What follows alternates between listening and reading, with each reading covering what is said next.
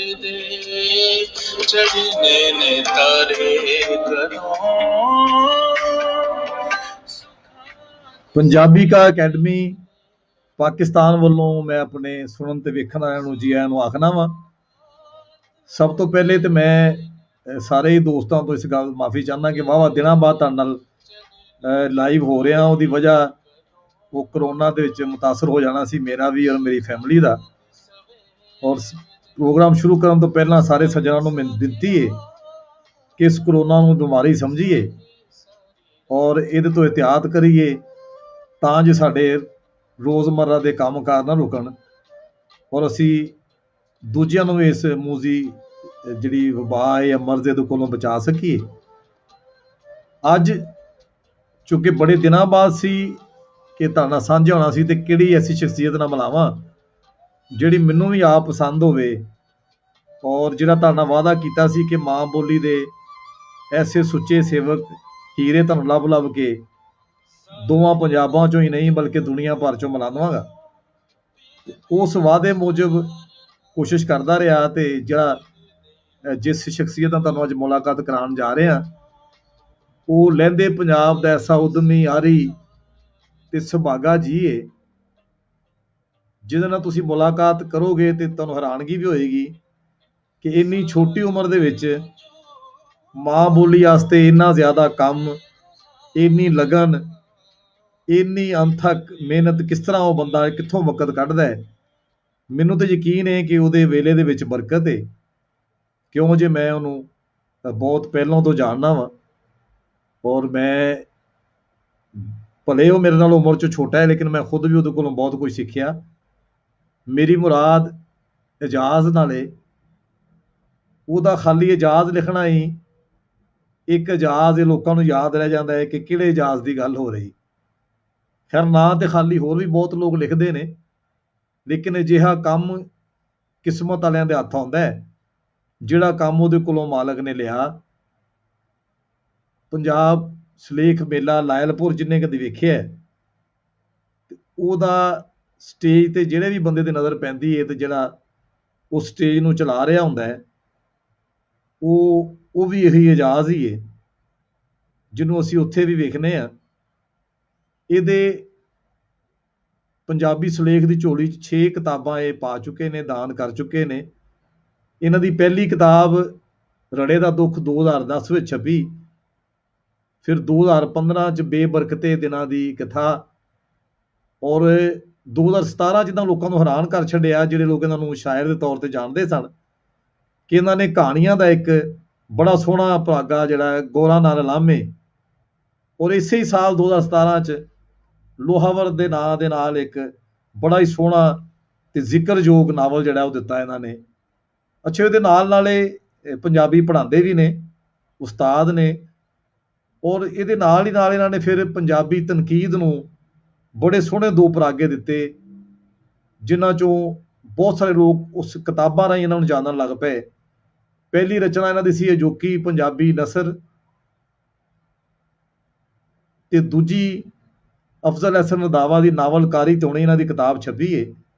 ਅਫਜ਼ਲ ਅਹਿਸਨ ਰੰਧਾਵਾ ਕੋਲੋਂ ਕੌਣ ਵਾਕਿਫ ਨਹੀਂ, ਉਹਨਾਂ ਦੇ ਕੰਮ ਨੂੰ ਵੀ ਬਹੁਤ ਦੁਨੀਆ ਮੰਨਦੀ ਹੈ ਲੇਕਿਨ ਕੋਈ ਉਹਨਾਂ ਦੇ ਕੰਮ ਨੂੰ ਹੱਥ ਸਵੱਲਾ ਹੀ ਪਾਉਂਦਾ ਹੈ। ਇਹ ਕੰਮ ਵੀ ਇਜਾਜ਼ ਨੇ ਕੀਤਾ। ਅੱਛੇ ਦੇ ਨਾਲ ਜਿਹੜਾ ਬੰਦਾ ਕੁਕਨਸ ਲਾਇਲਪੁਰ ਇੱਕ ਪੰਜਾਬੀ ਪਰਚਾ ਹੈ ਔਰ ਪੀਲੂ ਮੁਲਤਾਨ ਤੋਂ ਇੱਕ ਬੜਾ ਹੀ ਸੋਹਣਾ ਸੁਲੱਖਣਾ ਪਰਚਾ ਨਿਕਲਦਾ ਹੈ। ਇਹ ਦੋਵਾਂ ਜਿਹੜੀਆਂ ਪੰਜਾਬੀ ਰਚਨਾਵਾਂ ਲੋਕਾਂ ਨੂੰ ਪਸੰਦ ਆਉਂਦੀਆਂ ਨੇ ਉਹਨਾਂ ਨੂੰ ਵੀ ਪਤਾ ਹੈ ਕਿ ਉਹਨਾਂ ਦੀ ਪਰਖ ਪਰਚੋਲ ਦੇ ਪਿੱਛੇ ਐਡੀਟਰ ਵੀ ਇਹੀ ਬੰਦਾ ਹੈ। ਅੱਛਾ, ਹੁਣ ਇੰਨੀਆਂ ਗੱਲਾਂ ਮੇਰੇ ਅੰਦਰ ਨੇ ਕਰਨ ਵਾਲੀਆਂ ਕਿ ਤੁਹਾਨੂੰ ਲੱਗੇਗਾ ਕਿ ਸ਼ਾਇਦ ਮੈਂ ਤੁਹਾਨੂੰ ਇੱਕ ਤੋਂ ਬਹੁਤੇ ਬੰਦਿਆਂ ਨਾਲ ਮਿਲਾਉਣ ਲੱਗਾ, ਤੇ ਜਦੋਂ ਮੈਂ ਸਕਰੀਨ ਤੇ ਉਹਨਾਂ ਨੂੰ ਲੈਣਾ ਹੈ ਤੇ ਦੁਨੀਆ ਭਰ ਦੇ ਪੰਜਾਬੀਆਂ ਨੇ ਇਸ ਗੱਲ ਤੇ ਹੈਰਾਨ ਹੋਣਾ ਹੈ ਕਿ ਵੇਖਣ 'ਚ ਨਿੱਕਾ ਜਿਹਾ ਛੀਟਕਾ ਜਿਹਾ ਮੁੰਡਾ ਜਿਹੜਾ ਮਾਂ ਬੋਲੀ ਨੂੰ ਇਹਨੇ ਦਾਨ ਕਰ ਚੁੱਕਿਆ ਹੈ। ਜਿਹੜਾ ਗੀਤ ਚੱਲ ਰਿਹਾ ਸੀ ਬੈਕਗਰਾਊਂਡ ਤੇ ਉਹ ਵੀ ਇਜਾਜ਼ ਦਾ ਲਿਖਿਆ ਹੋਇਆ ਗੀਤ ਹੈ, ਤੇ ਪਹਿਲੇ ਮੈਂ ਇਜਾਜ਼ ਨੂੰ ਤੁਹਾਨੂੰ ਵਹਾ ਲਵਾਂ, ਫਿਰ ਮੈਂ ਉਹਨਾਂ ਦੀ ਇੱਕ ਨਜ਼ਮ ਤੋਂ ਅੱਜ ਦਾ ਇਸ ਪ੍ਰੋਗਰਾਮ ਸ਼ੁਰੂ ਕਰਾਂਗਾ। ਜੀ ਆਇਆਂ ਨੂੰ ਇਜਾਜ਼ ਜੀ, ਤੁਹਾਨੂੰ ਪੰਜਾਬੀ ਕਾ ਦੇ ਇਸ ਮੰਚ ਤੇ ਜੀ ਆਇਆਂ ਨੂੰ ਆਖਨੇ ਆ। ਧੰਨ ਭਾਗ ਸਾਡੇ ਇੱਕ ਤੁਸੀਂ ਇਹ ਵੇਲਾ ਕੱਢਿਆ। ਬਹੁਤ ਬਹੁਤ ਧੰਨਵਾਦ ਮਲਿਕ ਸਾਹਿਬ ਔਰ ਉਹਨਾਂ ਸਭ ਦੋਸਤਾਂ ਨਾਲ ਜਿਹੜੇ ਇਸ ਵੇਲੇ ਸਾਡੇ ਨਾਲ ਲਾਈਵ ਜੁੜ ਰਹੇ ਨੇ, ਔਰ ਖਾਸ ਤੌਰ ਤੇ ਪੰਜਾਬੀ ਦਾ ਕਿ ਅੱਜ ਮੈਨੂੰ ਇਸ ਬੈਠਕ ਵਿੱਚ ਗੱਲਬਾਤ ਕਰਨ ਦਾ ਜਿਹੜਾ ਉਹ ਤੁਸੀਂ ਮਾਣ ਸਨਮਾਨ ਦੇ ਰਹੇ ਹੋ, ਤੇ ਬਹੁਤ ਧੰਨਵਾਦ ਕਿ ਤੁਸੀਂ ਐਡਾ ਭਰਵਾਂ ਮੇਰਾ ਜਿਹੜਾ ਤਾਰਫ ਹੈ ਉਹ ਕਰਵਾਇਆ। ਮੈਂ ਤੇ ਸ਼ਾਹ ਹੁਸੈਨ ਜਿਵੇਂ ਨਿਮਾਣਾ ਹੈ ਮੈਂ। ਵਾਹ ਵਾਹ ਵਾਹ। ਅੱਛਾ, ਇਹ ਤਾਂ ਜੀ ਜਿਹੜੀ ਅੱਜ ਦੀ ਇਹ ਆਜ਼ਾਦ ਭਾਈ ਦੀ, ਅੱਛਾ ਮੈਂ ਯਕੀਨ ਮੰਨੋ ਤਾਰਫ ਦੇ ਵਿੱਚ ਮੇਰੀ ਮੁਹੱਬਤ ਜ਼ਰੂਰ ਸ਼ਾਮਲ ਸੀ, ਲੇਕਿਨ ਕੋਈ ਵੀ ਝੂਠ ਇਸ ਤੋਂ ਇਹਦੇ ਚ ਨਹੀਂ ਨਿੱਤਰ ਸਕਦਾ ਕਿ ਜਿਹੜਾ ਸੱਚਾ ਕੰਮ ਕਰ ਰਿਹਾ ਹੋਵੇ ਬੰਦਾ, ਉਹਦੇ ਤਾਰਫ ਚ ਵੀ ਕਿਤੇ ਝੂਠ ਫੱਬਦਾ ਹੀ ਨਹੀਂ, ਨਿਭਦਾ ਹੀ ਨਹੀਂ। ਔਰ ਯਕੀਨ ਮੰਨੋ ਕਿ ਆਜ਼ਾਦ ਨੂੰ ਜਦੋਂ ਮੈਂ ਪਹਿਲੀ ਦਫਾ ਮਿਲਿਆ ਤੇ ਮੈਂ ਬਹੁਤ ਹੈਰਾਨ ਹੋਇਆ, ਔਰ ਮੇਰੀ ਦੀ ਮੁਹੱਬਤ ਦੀ ਵਜ੍ਹਾ ਵੀ ਪਿਆਰ ਦੀ ਸੀ ਕਿ ਮਾਂ ਬੋਲੀ ਨੂੰ ਐਸੇ ਸੁਲੱਖਣੇ ਪੁੱਤਰ ਚਾਹੀਦੇ ਨੇ। ਮੈਂ ਇਹਨਾਂ ਦੀ ਇੱਕ ਨਜ਼ਮ ਜਿਹੜੀ ਮੈਨੂੰ ਜ਼ਾਤੀ ਤੌਰ ਤੇ ਬਹੁਤ ਪਸੰਦ ਏ, ਉਹਦੇ ਦੋ ਬੰਦ ਜਿਹੜੇ ਮੈਨੂੰ ਯਾਦ ਨੇ, ਉਹ ਪੜ੍ਹ ਕੇ ਤੇ ਫਿਰ ਮੈਂ ਸਮਝਦਾ ਕਿ ਸੁਣਨ ਵਾਲੇ ਦੋਵਾਂ ਪੰਜਾਬਾਂ 'ਚ ਆਜ਼ਾਦ ਦੀ ਆਵਾਜ਼ ਸੁਣਨਾ ਚਾਹੁੰਦੇ ਨੇ, ਤੇ ਮੈਂ ਸ਼ੁਰੂ 'ਚ ਜੋ ਕਿ ਬਰਦਾਸ਼ਤ ਕਰਨਾ ਪੈਂਦਾ ਹੈ ਹੋਸਟ ਨੂੰ, ਤੇ ਮੈਨੂੰ ਇਹ ਮਾਣ ਵੀ ਹੈ ਕਿ ਮੈਂ ਆਪਣੇ ਨਿੱਕੇ ਵੀਰ ਦਾ ਤਾਰਫ ਕਰਾ ਰਿਹਾ, ਜਿਹਨੂੰ ਮੈਂ ਇੱਕ ਅਰਸੇ ਤੋਂ ਜਾਣਨਾ ਉਹਦੇ ਕੰਮ ਨੂੰ। ਬਲਕਿ ਮੈਂ ਇੱਕ ਛੋਟੀ ਜਿਹੀ ਗੱਲ ਸਾਂਝੀ ਕਰਾਂਗੇ, ਮੈਂ ਜੰਡਿਆਲੇ ਸ਼ੇਰਾਂ ਕਾਲਜ ਪੜ੍ਹਾਉਂਦਾ ਸਾਂ, ਤੇ ਮੈਨੂੰ ਵੀ ਹਰ ਲਿਖਾਰੀ ਅੰਗਰ ਵਹਿਮ ਸੀ ਕਿ ਮੈਂ ਬੜਾ ਅੱਛਾ ਉਸਤਾਦ ਵੀ ਹਾਂ, ਤੇ ਆਜ਼ਾਦ ਮੈਨੂੰ ਮਿਲਣ ਆਇਆ ਜੰਡਿਆਲੇ ਸ਼ੇਰਾਂ ਕਾਲਜ। ਇਹਨੇ ਇੱਕ ਕਲਾਸ 'ਚ ਇੱਕ ਕਲਾਸ ਇਹਨੇ ਲਈ ਉਹਨਾਂ ਬੱਚਿਆਂ ਦੀ। ਅੱਛਾ, ਉਸ ਤੋਂ ਬਾਅਦ ਮੈਂ ਸਾਲ ਉੱਥੇ ਪੜ੍ਹਾਇਆ, ਔਰ ਪੂਰਾ ਸਾਲ ਹੀ ਉਹ ਆਜ਼ਾਦ ਨੂੰ ਬੱਚੇ ਯਾਦ ਕਰਦੇ ਰਹੇ। ਤੇ ਉਹ ਮੈਂ ਇਸ ਗੱਲ ਨੂੰ ਖੁੱਲੇ ਦਿਲ ਮੰਨਦਾ ਵਾਂ ਕਿ ਇਹ ਨਾ ਸਿਰਫ ਸ਼ਾਇਰ, ਲਿਖਾਰੀ, ਨਸਰ ਨਗਾਰ ਮੇਰੇ ਤੋਂ ਚੰਗਾ ਹੈ, ਬਲਕਿ ਉਸਤਾਦ ਵੀ ਬਹੁਤ ਜ਼ਿਆਦਾ ਲੋਕਾਂ ਨਾਲੋਂ ਚੰਗਾ ਹੈ, ਮੇਰੇ ਤੋਂ ਚੰਗਾ ਤੇ ਹੈ ਹੀ ਹੈ। ਤੇ ਮਾਲਕ ਇਹਨੂੰ ਸਲਾਮਤ ਰੱਖੇ, ਹਯਾਤੀ ਦੇਵੇ। ਕਿਉਂ ਜੇ ਮਾਂ ਬੋਲੀ ਨੂੰ ਲੋੜ ਹੈ ਐਸੇ ਸੁਲੱਖਣੇ ਪੁੱਤਰਾਂ ਦੀ। ਉਹਦੀ ਇੱਕ ਨਜ਼ਮ ਹੈ, ਜਦੋਂ ਨਜ਼ਮ ਖਿੜੇਗੀ ਕਾਗਜ਼ ਤੇ, ਉਹ ਮੈਂ ਤੁਹਾਡੇ ਨਾਲ ਸਾਂਝੇ ਕਰਕੇ ਉਹਦੇ ਦੋ ਬੰਦ ਫਿਰ ਮੈਂ ਉਹਨਾਂ ਨੂੰ ਦਾਵਤ ਦੇਵਾਂਗਾ ਕਿ ਤੁਹਾਨੂੰ ਆਪਣੇ ਬਾਰੇ ਦੱਸਣ। ਜਦੋਂ ਨਜ਼ਮ ਖਿੜੇਗੀ ਕਾਗਜ਼ ਤੇ, ਤਦੋਂ ਦਿਲ ਵਿਹੜੇ ਵਿੱਚ ਖਿੜਨੇ ਨੇ ਕੁਝ ਖਿਰਲੇ ਵਾਲ ਖਿਆਲਾਂ ਦੇ, ਕੁਝ ਗੂੜੇ ਰੰਗ ਹਯਾਤੀ ਦੇ, ਕੁਝ ਰੱਤੇ ਮੂੰਹ ਸਵਾਲਾਂ ਦੇ। ਜਦੋਂ ਨਜ਼ਮ ਖਿੜੇਗੀ ਕਾਗਜ਼ ਤੇ, ਜਦੋਂ ਨਜ਼ਮ ਖਿੜੇਗੀ ਕਾਗਜ਼ ਤੇ, ਤਦੋਂ ਅੱਖ ਬਨੇਰੇ ਲੈਣੇ ਨੇ ਕੁਝ ਅਥਰੂ ਸੱਜਰੇ ਮੌਸਮ ਦੇ, ਕੁਝ ਝੋਰੇ ਕਾਲੀਆਂ ਰਾਤਾਂ ਦੇ, ਕੁਝ ਦਰਦ ਪੁਰਾਣੇ ਵਕਤਾਂ ਦੇ, ਕੁਝ ਧੁੱਪ ਸੁਨਹਿਰੀ ਵਾਲਾਂ ਦੀ। ਜਦੋਂ ਨਜ਼ਮ ਖਿੜੇਗੀ ਕਾਗਜ਼ ਤੇ, ਜਦੋਂ ਚੰਨ ਲੱਥੇਗਾ ਪਾਣੀ ਵਿੱਚ, ਕੁਝ ਭੈਣਾਂ ਬਹਿ ਕੇ ਰੋਣੇ ਨੇ, ਕੁਝ ਹੰਝੂ ਫੇਰ ਭਰਾਵਾਂ ਦੇ, ਕੁਝ ਹੋਕੇ ਤੱਤੀਆਂ ਸਾਵਾਂ ਦੇ, ਕੁਝ ਹਾੜੇ ਔਖੀਆਂ ਰਾਵਾਂ ਦੇ। ਜਦੋਂ ਨਜ਼ਮ ਖਿੜੇਗੀ ਕਾਗਜ਼ ਤੇ, ਇਹਦੀ ਹਰ ਰਚਨਾ ਇਹਦੀ ਸੋਹਣੀ ਹੈ ਕਿ ਤੁਹਾਡਾ ਦਿਲ ਕਰੇਗਾ ਕਿ ਇਹਦੇ ਮੂੰਹ ਸੁਣੀਏ ਔਰ ਸੁਣਦੇ ਰਹੀਏ।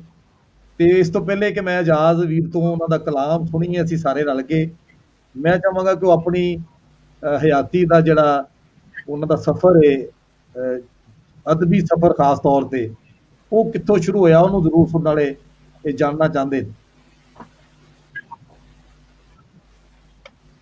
ਜੀ ਆਜ਼ਾਦ ਜੀ।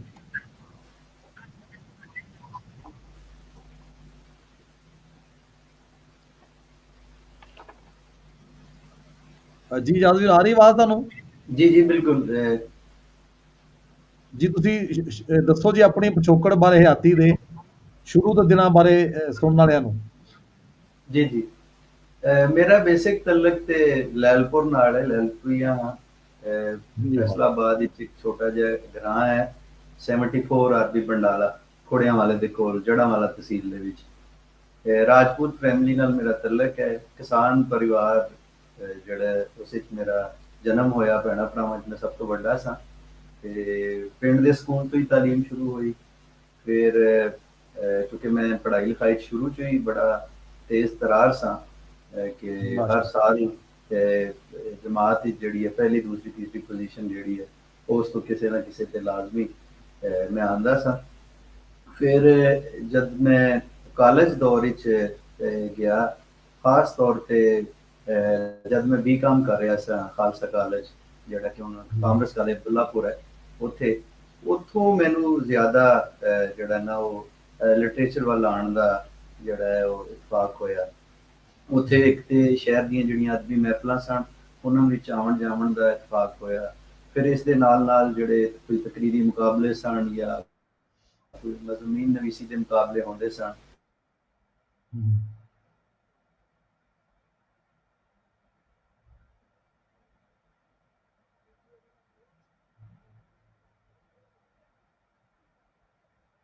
ਅੱਛਾ, ਸ਼ਾਇਦ ਕੋਈ ਨੈਟਵਰਕ ਥੋੜਾ ਪ੍ਰੋਬਲਮ ਆਇਆ ਹੈ।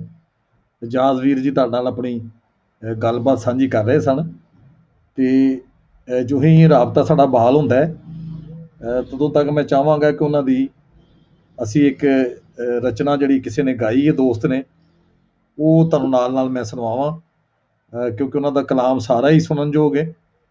ਤੇ ਇਹ ਜਿਹੜੀ ਮੈਂ ਤੁਹਾਨੂੰ ਗੀਤ ਸਾਂਝਾ ਕਰ ਰਿਹਾ।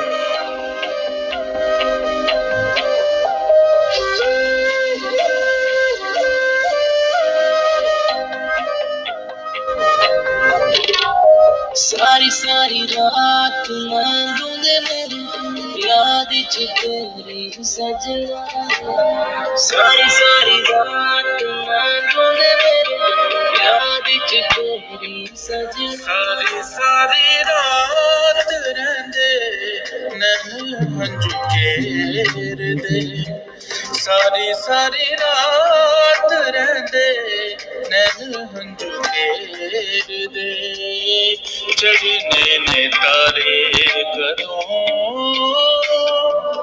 सुखा दी सवेर दे, सारी सारी जी इजाज भाई, आ रही आवाज ਤੁਹਾਨੂੰ?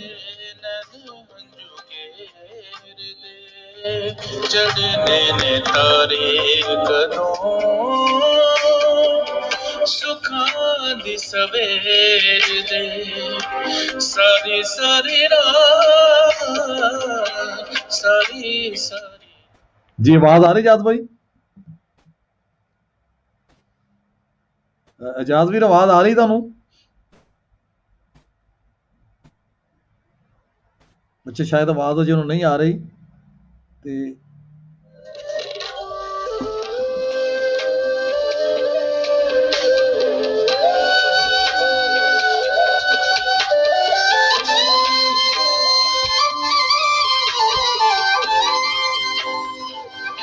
सारा दिन हंजूआं पी पी गुजारना, दिल दिया जख्मां सी सी गुजारना,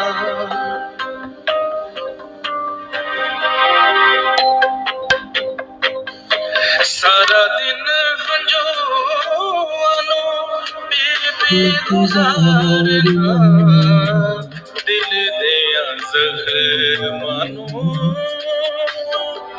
सी सी गुजारना, राती गुम रैन टाके दिल दे उदे। जी इजाज भाई, ਟੈਕਨੀਕਲ ਬਿਸਮਿਲ੍ਲਾ ਪ੍ਰੋਬਲਮ ਤੇ ਬਿਸਮਿਲ੍ਲਾ ਸਰ, ਆਵਾਜ਼ ਤੁਸੀਂ ਅਸੀਂ ਉਹ ਡਿਸਕਨੈਕਟ ਹੋਣ ਦਾ ਫਾਇਦਾ ਚੁੱਕਿਆ। ਤੁਹਾਡਾ ਗੀਤ ਸੁਣ ਰਹੇ ਸਾਂ ਜਿਹੜਾ ਤੁਹਾਡੇ ਪੁੱਤਰ ਨੇ ਗਾਇਆ। ਜੀ ਸ਼ੁਰੂ ਕਰੋ ਜੀ ਗੱਲ ਸੀ। ਅੱਛਾ, ਮਹਿਬੂਬ ਸਰਮਦ ਅਲੀ ਸਭ ਤੋਂ ਪਹਿਲੇ ਜ਼ਰੂਰ ਕਰਨਾ। ਮਹਿਬੂਬ ਸਰਮਦ ਕਹਿ ਰਹੇ ਨੇ ਮੇਰੇ ਦੋ ਯਾਰ ਵੀ ਸਾਹਮਣੇ ਨੇ ਔਰ ਬਹੁਤ ਤਾਰੀਫ ਕਰ ਰਹੇ ਤੁਹਾਡੀ ਸ਼ਾਇਰੀ ਦੀ, ਤੇ ਅਸੀਂ ਉਹਨਾਂ ਨੂੰ ਵੀ ਜੀ ਆਇਆਂ ਨੂੰ ਆਖਦੇ। ਜੀ ਜੀ, ਬਹੁਤ ਬਹੁਤ ਮੁਹੱਬਤ। ਤੇ ਮੈਂ ਦੱਸ ਰਿਹਾ ਸੀ ਕਿ ਜਦੋਂ ਖਾਲਸਾ ਕਾਲਜ ਮੈਂ ਬੀਕਾਮ ਵਾਸਤੇ ਦਾਖਲਾ ਲਿੱਤਾ, ਤੇ ਉੱਥੇ ਦੀਆਂ ਜਿਹੜੀਆਂ ਸਟੂਡੈਂਟਸ ਦੀਆਂ ਜਿਹੜੀਆਂ ਕੋਈ ਮਹਿਫਲਾਂ ਸਨ, ਉਹਨਾਂ ਵਿੱਚ ਮੈਨੂੰ ਬਹੁਤ ਸਾਰੇ ਪੰਜਾਬ ਲੈਵਲ ਦੇ ਤਕਰੀਰੀ ਮੁਕਾਬਲੇ, ਬੈਤਬਾਜ਼ੀ ਦੇ ਮੁਕਾਬਲੇ ਮੈਂ ਜਿੱਤਿਆ, ਤੇ ਉੱਥੇ ਹੀ ਮੈਨੂੰ ਜਿਹੜਾ ਮੇਰੇ ਅੰਦਰ ਜਿਹੜਾ ਉਹ ਲਿਟਰੇਚਰ ਦਾ ਬੀਜ ਜਿਹੜਾ ਨਾ ਉਹ ਬੀਜਿਆ ਗਿਆ। ਫਿਰ ਲੈਲਪੁਰ ਦੀਆਂ ਅਦਬੀ ਸੰਗਤਾਂ ਜਿਹੜੀਆਂ ਨੇ ਉਹਨਾਂ ਵਿੱਚ ਆਣਾ ਜਾਣਾ ਹੋਇਆ, ਮੁਖਤਲਿਫ ਰਾਈਟਰਸ ਨੂੰ ਮਿਲਿਆ, ਤੇ ਫਿਰ ਜਿਹੜਾ ਨਾ ਉਹ ਹੋਰ ਜ਼ਿਆਦਾ ਉਤਸ਼ਾਹ ਮਿਲੀ ਪੰਜਾਬੀ ਵਾਲੇ ਪਾਸੇ ਆਉਣ ਦੀ। ਪੰਜਾਬੀ ਵਾਲੇ ਪਾਸੇ ਮੈਂ ਦੋ ਤਿੰਨ ਦੋਸਤਾਂ ਦਾ ਨਾਂ ਲੈਣਾ ਚਾਹਾਂਗਾ ਜਿਨ੍ਹਾਂ ਦੀ ਵੇਖਾ ਵੇਖੀ ਮੈਨੂੰ ਪੰਜਾਬੀ ਵੱਲ ਆਉਣ ਦਾ ਇਤਫਾਕ ਹੋਇਆ। ਉਹਨਾਂ ਵਿੱਚ ਫੈਸਲਾਬਾਦ ਤੋਂ ਜਾਂ ਚਾਤਕ, ਮਹਿਬੂਬ ਸਰਮਦ, ਇਮਰਾਨ ਸਾਵਨ, ਇਹ ਉਹ ਲੋਕ ਸਨ ਜਿਹੜੇ ਉਸ ਵੇਲੇ ਪੰਜਾਬੀ ਵਿੱਚ ਬੜੇ ਸਰਗਰਮ ਰੁਕਨ ਸਨ। ਤੇ ਮੈਂ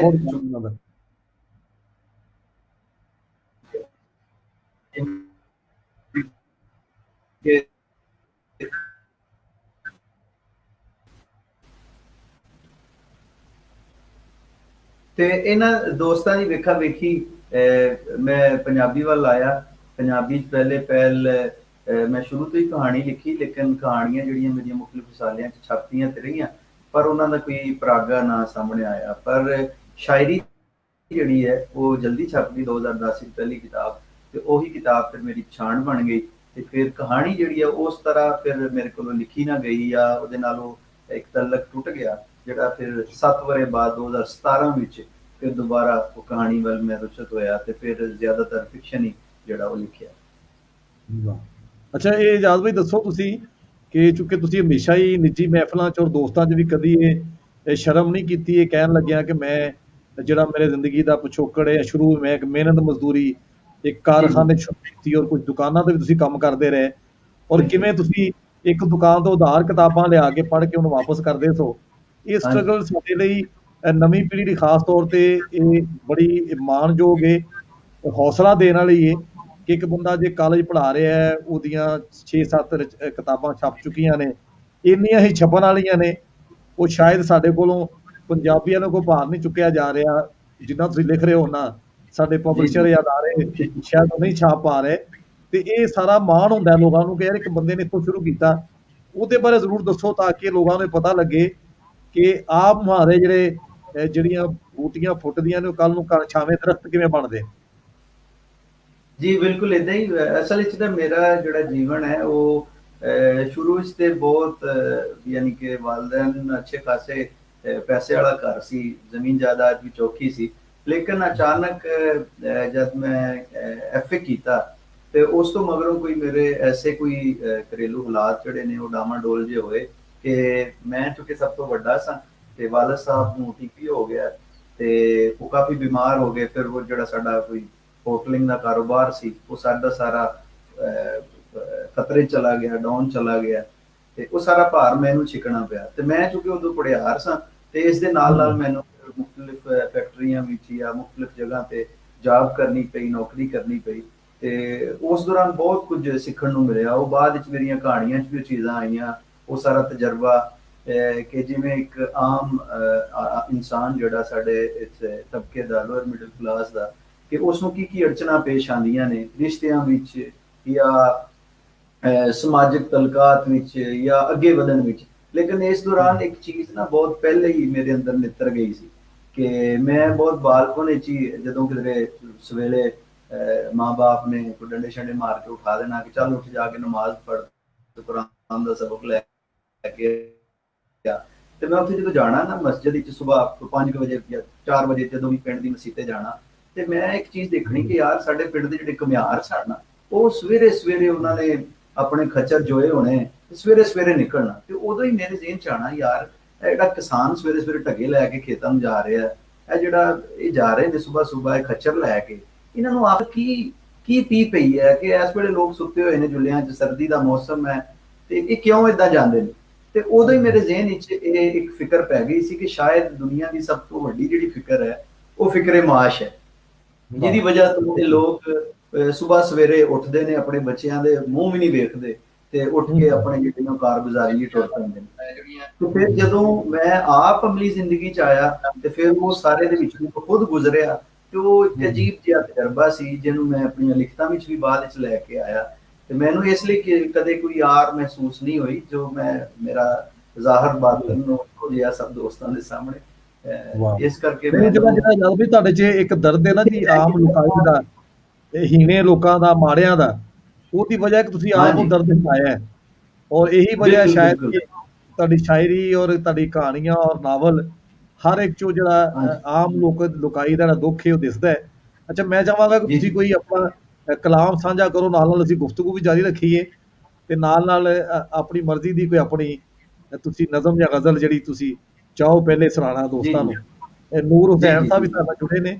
ਅੱਛਾ, ਮੈਂ ਇਹ ਵੀ ਦੱਸਦਾ ਜਾਵਾਂ ਕਿ ਪ੍ਰੋਗਰਾਮ ਇਸ ਵੇਲੇ ਸੂਰਜਾਂ ਦੇ ਵਾਰਸ ਪੇਜ ਤੇ ਵੀ ਸਾਡੇ ਸਾਥੀ ਨਾਲ ਵਾਲੇ ਮੁਲਕ 'ਚ ਵੀ, ਚੜ੍ਹਦੇ ਪੰਜਾਬ 'ਚ ਵੇਖਿਆ ਜਾ ਰਿਹਾ, ਔਰ ਨਾਲ ਹੀ ਸਾਡੇ ਦੋਸਤ ਜਿਹੜੇ ਨੇ ਜਿਹੜੇ ਬਲਿਹਾਰ ਲਹਿਲ, ਉਹ ਇਹਨੂੰ ਸਿਆਟਲ 'ਚ ਅਮਰੀਕਾ 'ਚ ਪੰਜਾਬੀ ਲਿਖਾਰੀ ਸਭਾ ਤੇ ਵੀ ਦੋਸਤਾਂ ਨਾਲ ਸਾਂਝਾ ਕਰ ਰਹੇ ਨੇ। ਤੇ ਸਾਰੇ ਦੋਸਤਾਂ ਦੀ ਨਜ਼ਰ ਆਜ਼ਾਦ ਭਾਈ ਦਾ ਕਲਾਮ ਜੀ, ਉਹਨਾਂ ਦੀ ਆਪਣੀ ਜ਼ੁਬਾਨੀ। ਜੀ ਮਲਕ ਸਾਹਿਬ, ਇੱਕ ਛੋਟੀ ਜਿਹੀ ਨਜ਼ਮ ਹੈ, ਜ਼ਰਾ ਦੋਸਤਾਂ ਦੀ ਨਜ਼ਰ ਕਰਦਾ ਕਿ ਗੱਲ ਵਿਆਹਣੀ ਸੌਖੀ ਨਹੀਂ ਸੀ। ਵਾਹ ਗੱਲ ਵਿਆਹਣੀ ਸੌਖੀ ਨਹੀਂ ਸੀ, ਕੱਚੀ ਉਮਰ ਦੇ ਪੱਕ ਨੇ ਮੈਨੂੰ ਹੋਰ ਵੀ ਕੱਚਿਆਂ ਕੀਤਾ।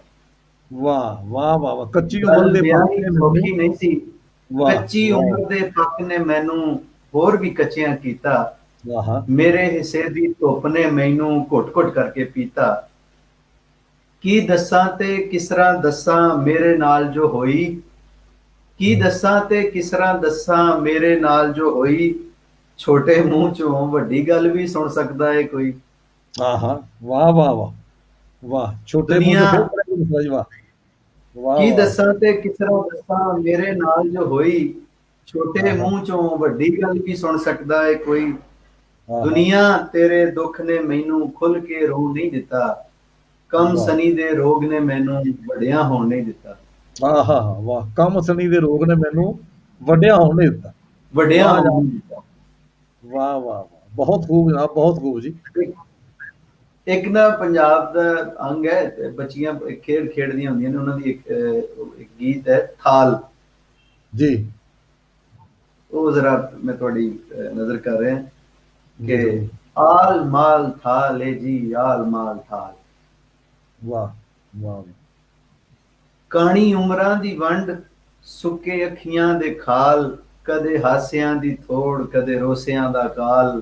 ਆਲ ਮਾਲ ਥਾਲ ਏ ਜੀ, ਆਲ ਮਾਲ ਥਾਲ।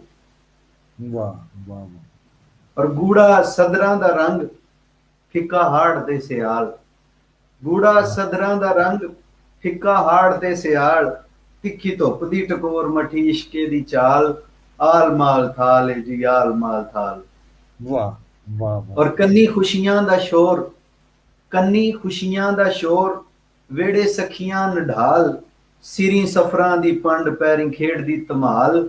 ਆਲ ਮਾਲ ਥਾਲ ਏ ਜੀ, ਆਲ ਮਾਲ ਥਾਲ। ਔਰ ਵਾਹ ਉੱਚੀ ਰਸਮਾਂ ਦੀ ਕੰਧ, ਉੱਚੀ ਰਸਮਾਂ ਦੀ ਕੰਧ, ਨੀਵੀਂ ਸਦੀਆਂ ਦੀ ਛਾਲ। ਉੱਚੀ ਰਸਮਾਂ ਦੀ ਕੰਧ, ਨੀਵੀਂ ਸਦੀਆਂ ਦੀ ਛਾਲ। ਔਖੀ ਵਸਲਾਂ ਦੀ ਖੇਡ, ਸੌਖੇ ਲੰਘਦੇ ਨਾ ਸਾਲ। ਆਲ ਮਾਲ ਥਾਲ ਏ ਜੀ, ਆਲ ਮਾਲ ਥਾਲ। ਵਾਹ ਵਾਹ ਵਾਹ, ਬਹੁਤ ਖੂਬ ਜੀ। ਉਹ ਜਿਹੜੀ ਅਸੀਂ ਸਮਝਦੇ ਹਾਂ ਕਿ ਪੰਜਾਬ ਦੀਆਂ ਸਾਰੀਆਂ ਜਿਹੜੀਆਂ ਸਿਨਫਾਂ ਨੇ ਉਹ ਲੋਕਾਂ ਦੇ ਦਿਲ ਦੀ ਅਕਾਸੀ ਕਰਦੀਆਂ ਨੇ, ਕਿੱਡੇ ਸੋਹਣੇ ਤਰੀਕੇ ਨਾਲ ਤੁਸੀਂ ਥਾਲ ਪੇਸ਼ ਕੀਤਾ ਹੈ। ਵਾਹ, ਇਹ ਕਿਹੜੀ ਕਿਤਾਬ 'ਚ ਤੁਹਾਡੇ ਸ਼ਾਮਲ ਹੈ ਜੀ?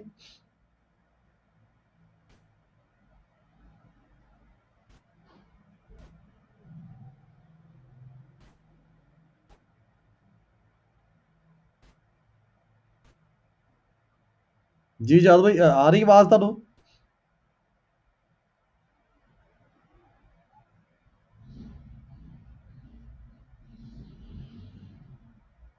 ਇਜਾਜ਼ ਹੁਣੀ ਤੁਹਾਡੇ ਨਾਲ ਥਾਲ ਸਾਂਝੀ ਕਰ ਰਹੇ ਸਨ।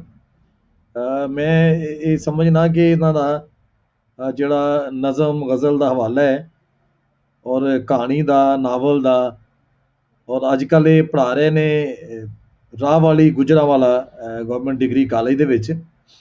ਤੇ ਇਹ ਸਾਰੇ ਜਿਹੜੇ ਇਹ ਪੱਖ ਨੇ ਇਹਨਾਂ ਦੇ ਸ਼ਹਿਜ਼ਾਦ ਦੇ, ਸ਼ਖਸੀਅਤ ਦੇ, ਇਹ ਬਹੁਤ ਹੀ ਘੱਟ ਲੋਕਾਂ 'ਚ ਹੁੰਦਾ ਹੈ ਇਸ ਤਰ੍ਹਾਂ ਕਿ ਉਹ ਸ਼ਾਇਰੀ ਵੀ ਬਹੁਤ ਕਮਾਲ ਕਰ ਰਹੇ ਹੋਣ ਔਰ ਕਹਾਣੀ ਵੀ ਓਡੀ ਸੋਹਣੀ ਲਿਖਣ।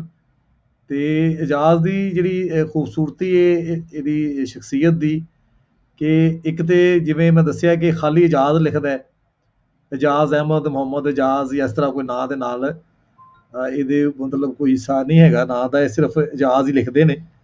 ਤੇ ਇਹ ਵੀ ਅਸੀਂ ਪੁੱਛਾਂਗੇ। ਇਜਾਜ਼ ਵੀਰ ਜੀ, ਇਹ ਵੀ ਤੁਸੀਂ ਦੱਸਣਾ ਹੈ ਕਿ ਤੁਸੀਂ ਨਾ ਸਿਰਫ ਇਜਾਜ਼ ਕਿਉਂ ਲਿਖਦੇ ਹੋ?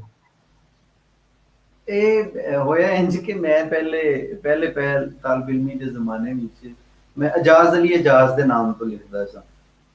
ਅੱਛਾ, ਉਦੋਂ ਤਖੱਲਸ ਵੀ ਇਜਾਜ਼ ਸੀ। ਹਾਂ, ਇਜਾਜ਼ ਅਲੀ ਇਜਾਜ਼ ਪੂਰਾ ਨਾਮ। ਫਿਰ ਕੀ ਹੋਇਆ ਕਿ ਉਹ ਬਹੁਤ ਸਾਰੇ ਰਸਾਲਿਆਂ 'ਚ ਮੇਰੀਆਂ ਲਿਖਤਾਂ ਛਪਦੀਆਂ ਰਹੀਆਂ, ਤੇ ਫਿਰ ਮੈਂ ਦੇਖਿਆ ਕਿ ਆਪਣਾ ਯਾਰ ਇਜਾਜ਼ ਨਾਮ ਦੇ ਤਾਂ ਬਹੁਤ ਸਾਰੇ ਬੰਦੇ ਨੇ, ਇਜਾਜ਼ ਅਹਿਮਦ ਇਜਾਜ਼, ਇਜਾਜ਼ ਫਲਾਂ, ਇਜਾਜ਼ ਫਾਇਕ, ਇਸ ਤਰ੍ਹਾਂ ਨਾ ਕਾਫੀ ਸਾਰੇ। ਫਿਰ ਕੀ ਹੋਇਆ ਕਿ ਮੇਰੀ ਪਹਿਲੀ ਕਿਤਾਬ ਛਪੀ ਅਲੀ ਇਜਾਜ਼ ਦੇ ਨਾਮ ਤੋਂ। ਅੱਛਾ, ਇਹ ਰੜੇ ਦਾ ਰੁੱਖ ਜਿਹੜੀ ਸੀ ਅਲੀ ਇਜਾਜ਼ ਦੇ ਨਾਲ ਛਪੀ ਸੀ? ਅਲੀ ਇਜਾਜ਼ ਦੇ ਨਾਮ ਤੋਂ ਇਹ ਕਿਤਾਬ ਛਪੀ ਨਾ। ਤੇ ਉਹ ਫਿਰ ਕੀ ਹੋਇਆ ਕਿ ਮੈਂ ਯਾਨੀ ਕਿ ਅੱਛੇ ਖਾਸੇ ਤਰੀਕੇ ਨਾਲ ਜਿਹੜਾ ਹੈ ਉਹ ਮੁਤਾਰਫ ਹੋ ਗਿਆ ਦੁਨੀਆ ਦੇ ਵਿੱਚ। ਲੇਕਿਨ ਇੱਕ ਦਿਨ ਮੈਂ ਇੱਕ ਟੀਵੀ ਐਂਕਰ ਸਨ, ਤੇ ਉਹਨਾਂ ਦੇ ਨਾਲ ਮੈਂ ਕੋਈ ਪ੍ਰੋਗਰਾਮ ਕਰ ਰਿਹਾ ਸੀ, ਤੇ ਉਹ ਮੈਨੂੰ ਕਹਿੰਦੇ ਨੇ ਯਾਰ ਕਿ ਇਹ ਅਲੀ ਜਹਾਜ਼ ਜਿਹੜਾ ਉਹ ਤੇ ਐਕਟਰ ਵੀ ਸੀ, ਤੇ ਲੋਕ ਤੇ ਇਹਨੂੰ ਐਕਟਰ ਹੀ ਨਾ ਸਮਝਣ ਡੈ ਪੈਣ। ਤੇ ਉਹੀ ਗੱਲ ਹੋਈ ਜਦੋਂ ਮੈਂ ਉਹਨਾਂ ਦੇ ਨਾਲ ਰੇਡੀਓ ਪ੍ਰੋਗਰਾਮ ਜਿਹੜਾ ਨਾ ਉਹ ਕਰ ਰਿਹਾ ਸਾਂ, ਤੇ ਉਹ ਲੋਕਾਂ ਦੀਆਂ ਕਾਲਾਂ ਆਣੀਆਂ ਸ਼ੁਰੂ ਹੋ ਗਈਆਂ। ਉਹਨਾਂ ਥੋੜਾ ਤਜੱਸਸ ਰੱਖਿਆ, ਇਹ ਨਾ ਦੱਸਿਆ ਕਿ ਬੰਦਾ ਕੌਣ। ਉਹਨਾਂ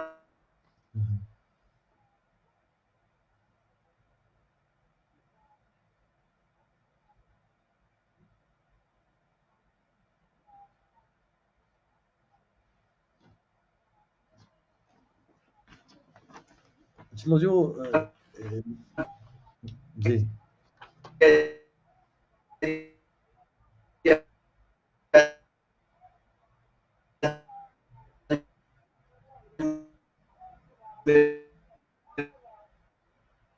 ਅੱਛਾ, ਕੋ ਆਵਾਜ਼ ਨਾ ਜੀ ਕੱਟੀ ਜਾ ਰਹੀ ਤੁਹਾਡੇ ਵੱਲੋਂ। ਇਹ ਤੁਸੀਂ ਅਗਰ ਵਾਈਫਾਈ ਤੇ ਜੁੜੇ ਹੋਏ ਹੋ ਤੇ ਇਹ ਕੋਸ਼ਿਸ਼ ਕਰੋ ਤੇ ਆਪਣਾ 4G ਦੇ ਉੱਤੇ ਕਨੈਕਟ ਹੋਣ ਦੀ ਕੋਸ਼ਿਸ਼ ਕਰ ਲਵੋ, ਜਾਂ ਜਿਵੇਂ ਤੁਸੀਂ ਬਿਹਤਰ ਸਮਝਦੇ ਹੋ। ਸਾਡੇ ਨਾਲ ਨਾਲ ਹੀ ਹੁਣ ਸੂਰਜਾਂ ਦੇ ਵਾਰਸ ਪ੍ਰਕਾਸ਼ਨ ਤੇ ਸਾਡੇ ਜਿਹੜੇ ਮਾਲਕ ਨੇ, ਪਬਲਿਸ਼ਰ ਨੇ, ਨੌਜਵਾਨ ਸਾਡੇ ਦੋਸਤ ਗੁਰਪ੍ਰੀਤ ਥਿੰਦ ਵੀ ਜੁੜੇ ਇਹਨਾਂ ਸਾਡੇ ਨਾਲ।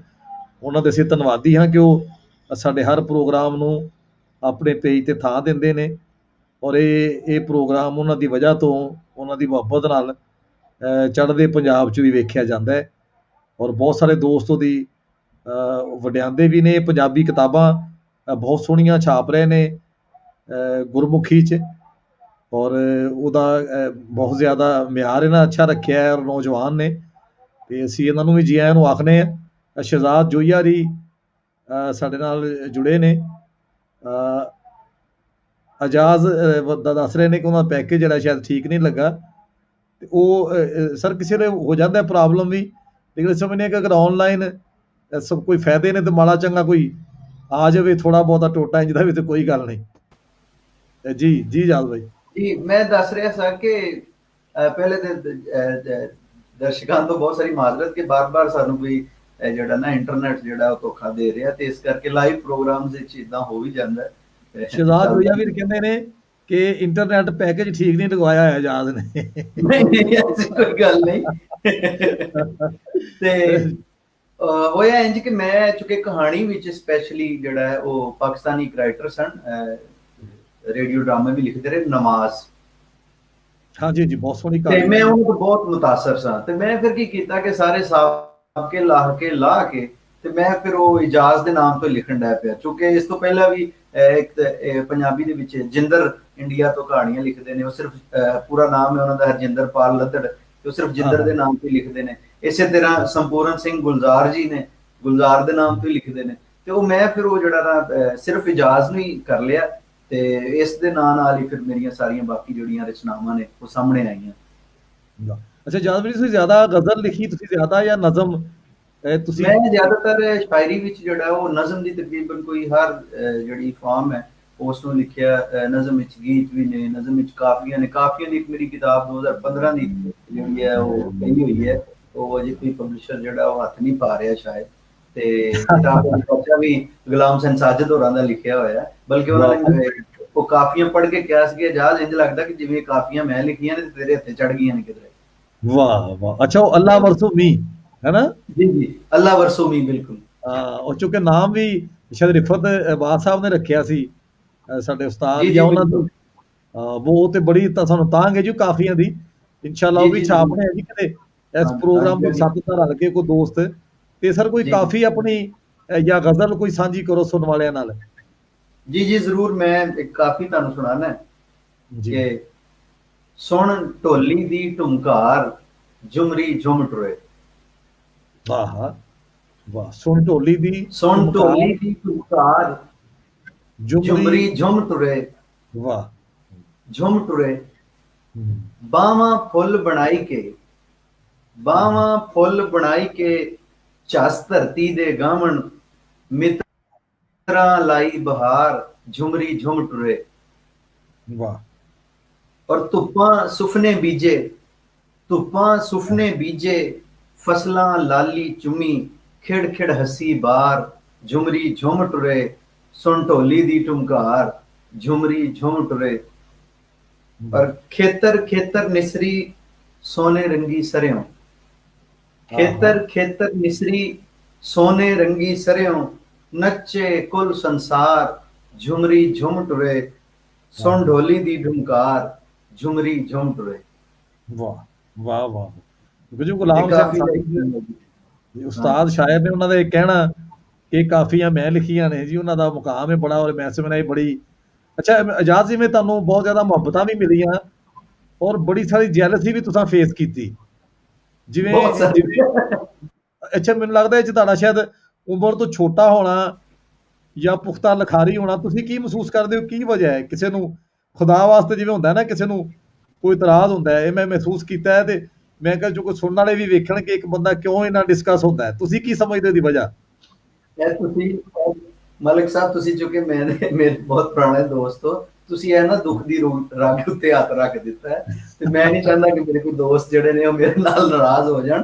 ਅਲਬੱਤਾ ਹੋਇਆ ਇੰਜ ਕਿ ਕਿਉਂਕਿ ਸਾਡੇ ਇੱਥੇ ਬਹੁਤ ਸਾਰੀਆਂ ਜਿਹੜੀਆਂ ਅਦਬੀ ਜਥਾਬੰਦੀਆਂ ਨੇ, ਉਹ ਹਰ ਥਾਂ ਹੀ ਹੁੰਦੀਆਂ ਨੇ, ਉਰਦੂ ਵਿੱਚ ਵੀ ਨੇ, ਪੰਜਾਬੀ ਚ ਵੀ ਨੇ, ਸਰਾਇਕੀ ਚ ਵੀ ਨੇ, ਤੇ ਉਹਨਾਂ ਦਾ ਖਿਆਲ ਹੁੰਦਾ ਕਿ ਸ਼ਾਇਦ ਜਿਹੜਾ ਛੋਟਾ ਬੰਦਾ ਆਉਂਦਾ ਹੈ, ਕੋਈ ਅਜੇ ਉਮਰ ਵਿੱਚ ਥੋੜਾ ਜਿਹਾ ਘੱਟ ਹੁੰਦਾ ਹੈ, ਤੇ ਉਹ ਜ਼ਰਾ ਸਾਡੀ ਕੋਈ ਚਾਪਲੋਸੀ करे तो ऐसा, तो अल्लाह की कोई करनी ऐसी हुई कि वो जमांदरू ही कोई ऐसे मेरे अंदर बीज सन कि मैनू वो किसी ਵੱਡੇ शायर उस्ताद कोल जाके ਉਹਦੇ ਗੋਡੇ नहीं फड़ने पे कि मैनू वो ਜਿਹੜੀਆਂ ਗਜ਼ਲਾਂ ਸਿੱਧੀਆਂ ਕਰਕੇ ਦੇਵੇ ਜਾਂ ਨਜ਼ਮਾਂ ਸਿੱਧੀਆਂ ਕਰਕੇ ਦੇਵੇ ਜਾਂ ਕਹਾਣੀਆਂ ਜਿਹੜੀਆਂ, क्योंकि मैं पढ़िया बहुत पढ़िया, मैं इतना पढ़िया है लिटरेचर, मेरा पंजाबी का ही नहीं, अंग्रेजी का भी, अपना उर्दू का भी, आल दुआले जितना भी कोई लिटरेचर लिखिया जा रहा है वो मैं बहुत पढ़िया। मेरी अपनी जाती जी लाइब्रेरी है वो कोई कमो बेश भी कोई 10-12 हज़ार किताबां जड़ियां ने वो मेरे घर में जड़ियां वो पईयां होणगियां इस वक्त भी, वो सारियां सिर्फ पईयां नहीं, वो पढ़ियां होईयां ने, और बल्कि मेरे फिंगर टिप्स ते ने कि फलां ने की लिखिया, फलां की हो रहा, तो वो सारे जिहड़े चीज़ां सन उन्हां तो बहुत सारी चीज़ जिहड़ी है ना, चंगा लिखण लई कहंदे ने कि चंगा पढ़ना चाहिए तुहानूं, ते बल्कि शायरां लई ते इह किहा जांदा कि जिस बंदे नूं कोई 10,000 शेर याद होवे ते फिर वो शेर कवे।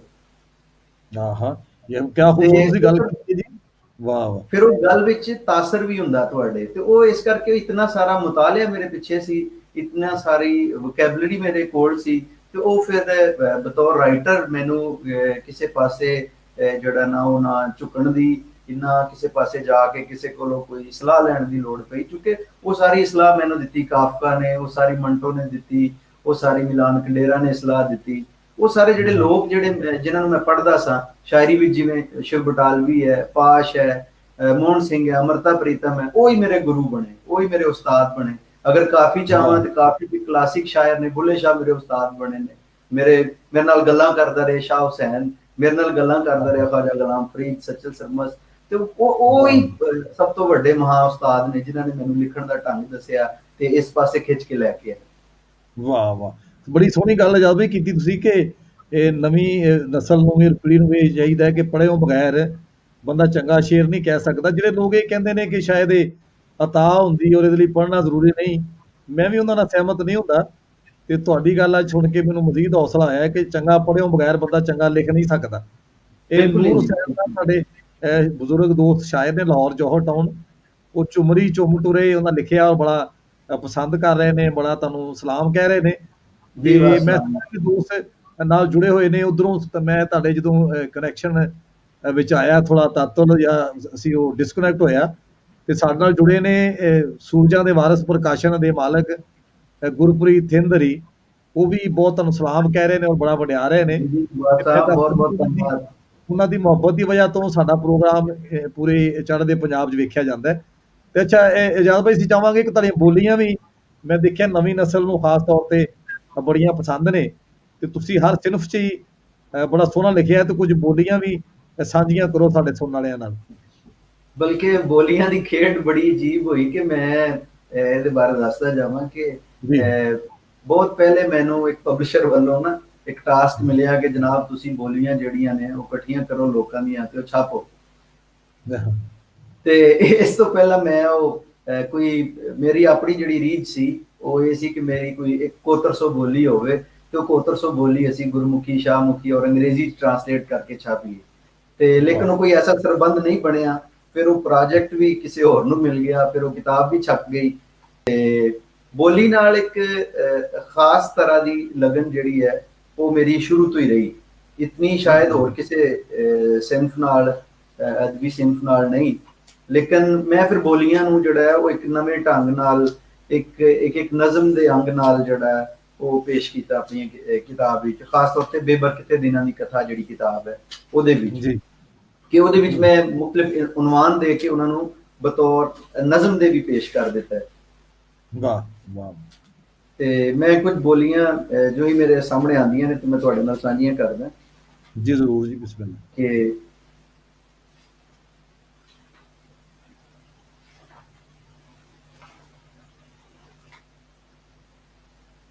ਤੇਰੇ ਨਾਲ ਖਿਚਾ ਕੇ ਫੋਟੋ, ਹਾਂ ਤੇਰੇ ਨਾਲ ਖਿਚਾ ਕੇ ਮੈਂ ਫੋਟੋ ਅਲੱਗ ਦੇ ਸ਼ਰੀਕ, क्या बात है, क्या बात, वाह बहुत खूब जी। ਤੇਰੇ ਮਿਹਰਬਾਨੀ, ਤੇਰੇ ਨਾਲ ਖਿਚਾ ਕੇ ਫੋਟੋ ਮੈਂ ਲੱਗਦੇ ਸ਼ਰੀਕ ਕਰ ਲਏ, ਤੇ ਜਦੋਂ ਲੜਨ ਤੇ ਲੜਦੀਆਂ ਹੱਸ ਕੇ, ਜਦੋਂ ਲੜਨ ਤੇ ਲੜਦੀਆਂ ਹੱਸ ਕੇ ਰੋਂਦੀਆਂ ਦੇ ਹੱਥ ਧੁੱਪਦੇ।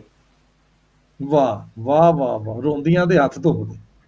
ਜਦੋਂ ਲੜਨ ਤੇ ਲੜਦੀਆਂ ਹੱਸ ਕੇ ਰੋਂਦੀਆਂ ਦੇ ਹੱਥ ਧੁੱਪਦੇ।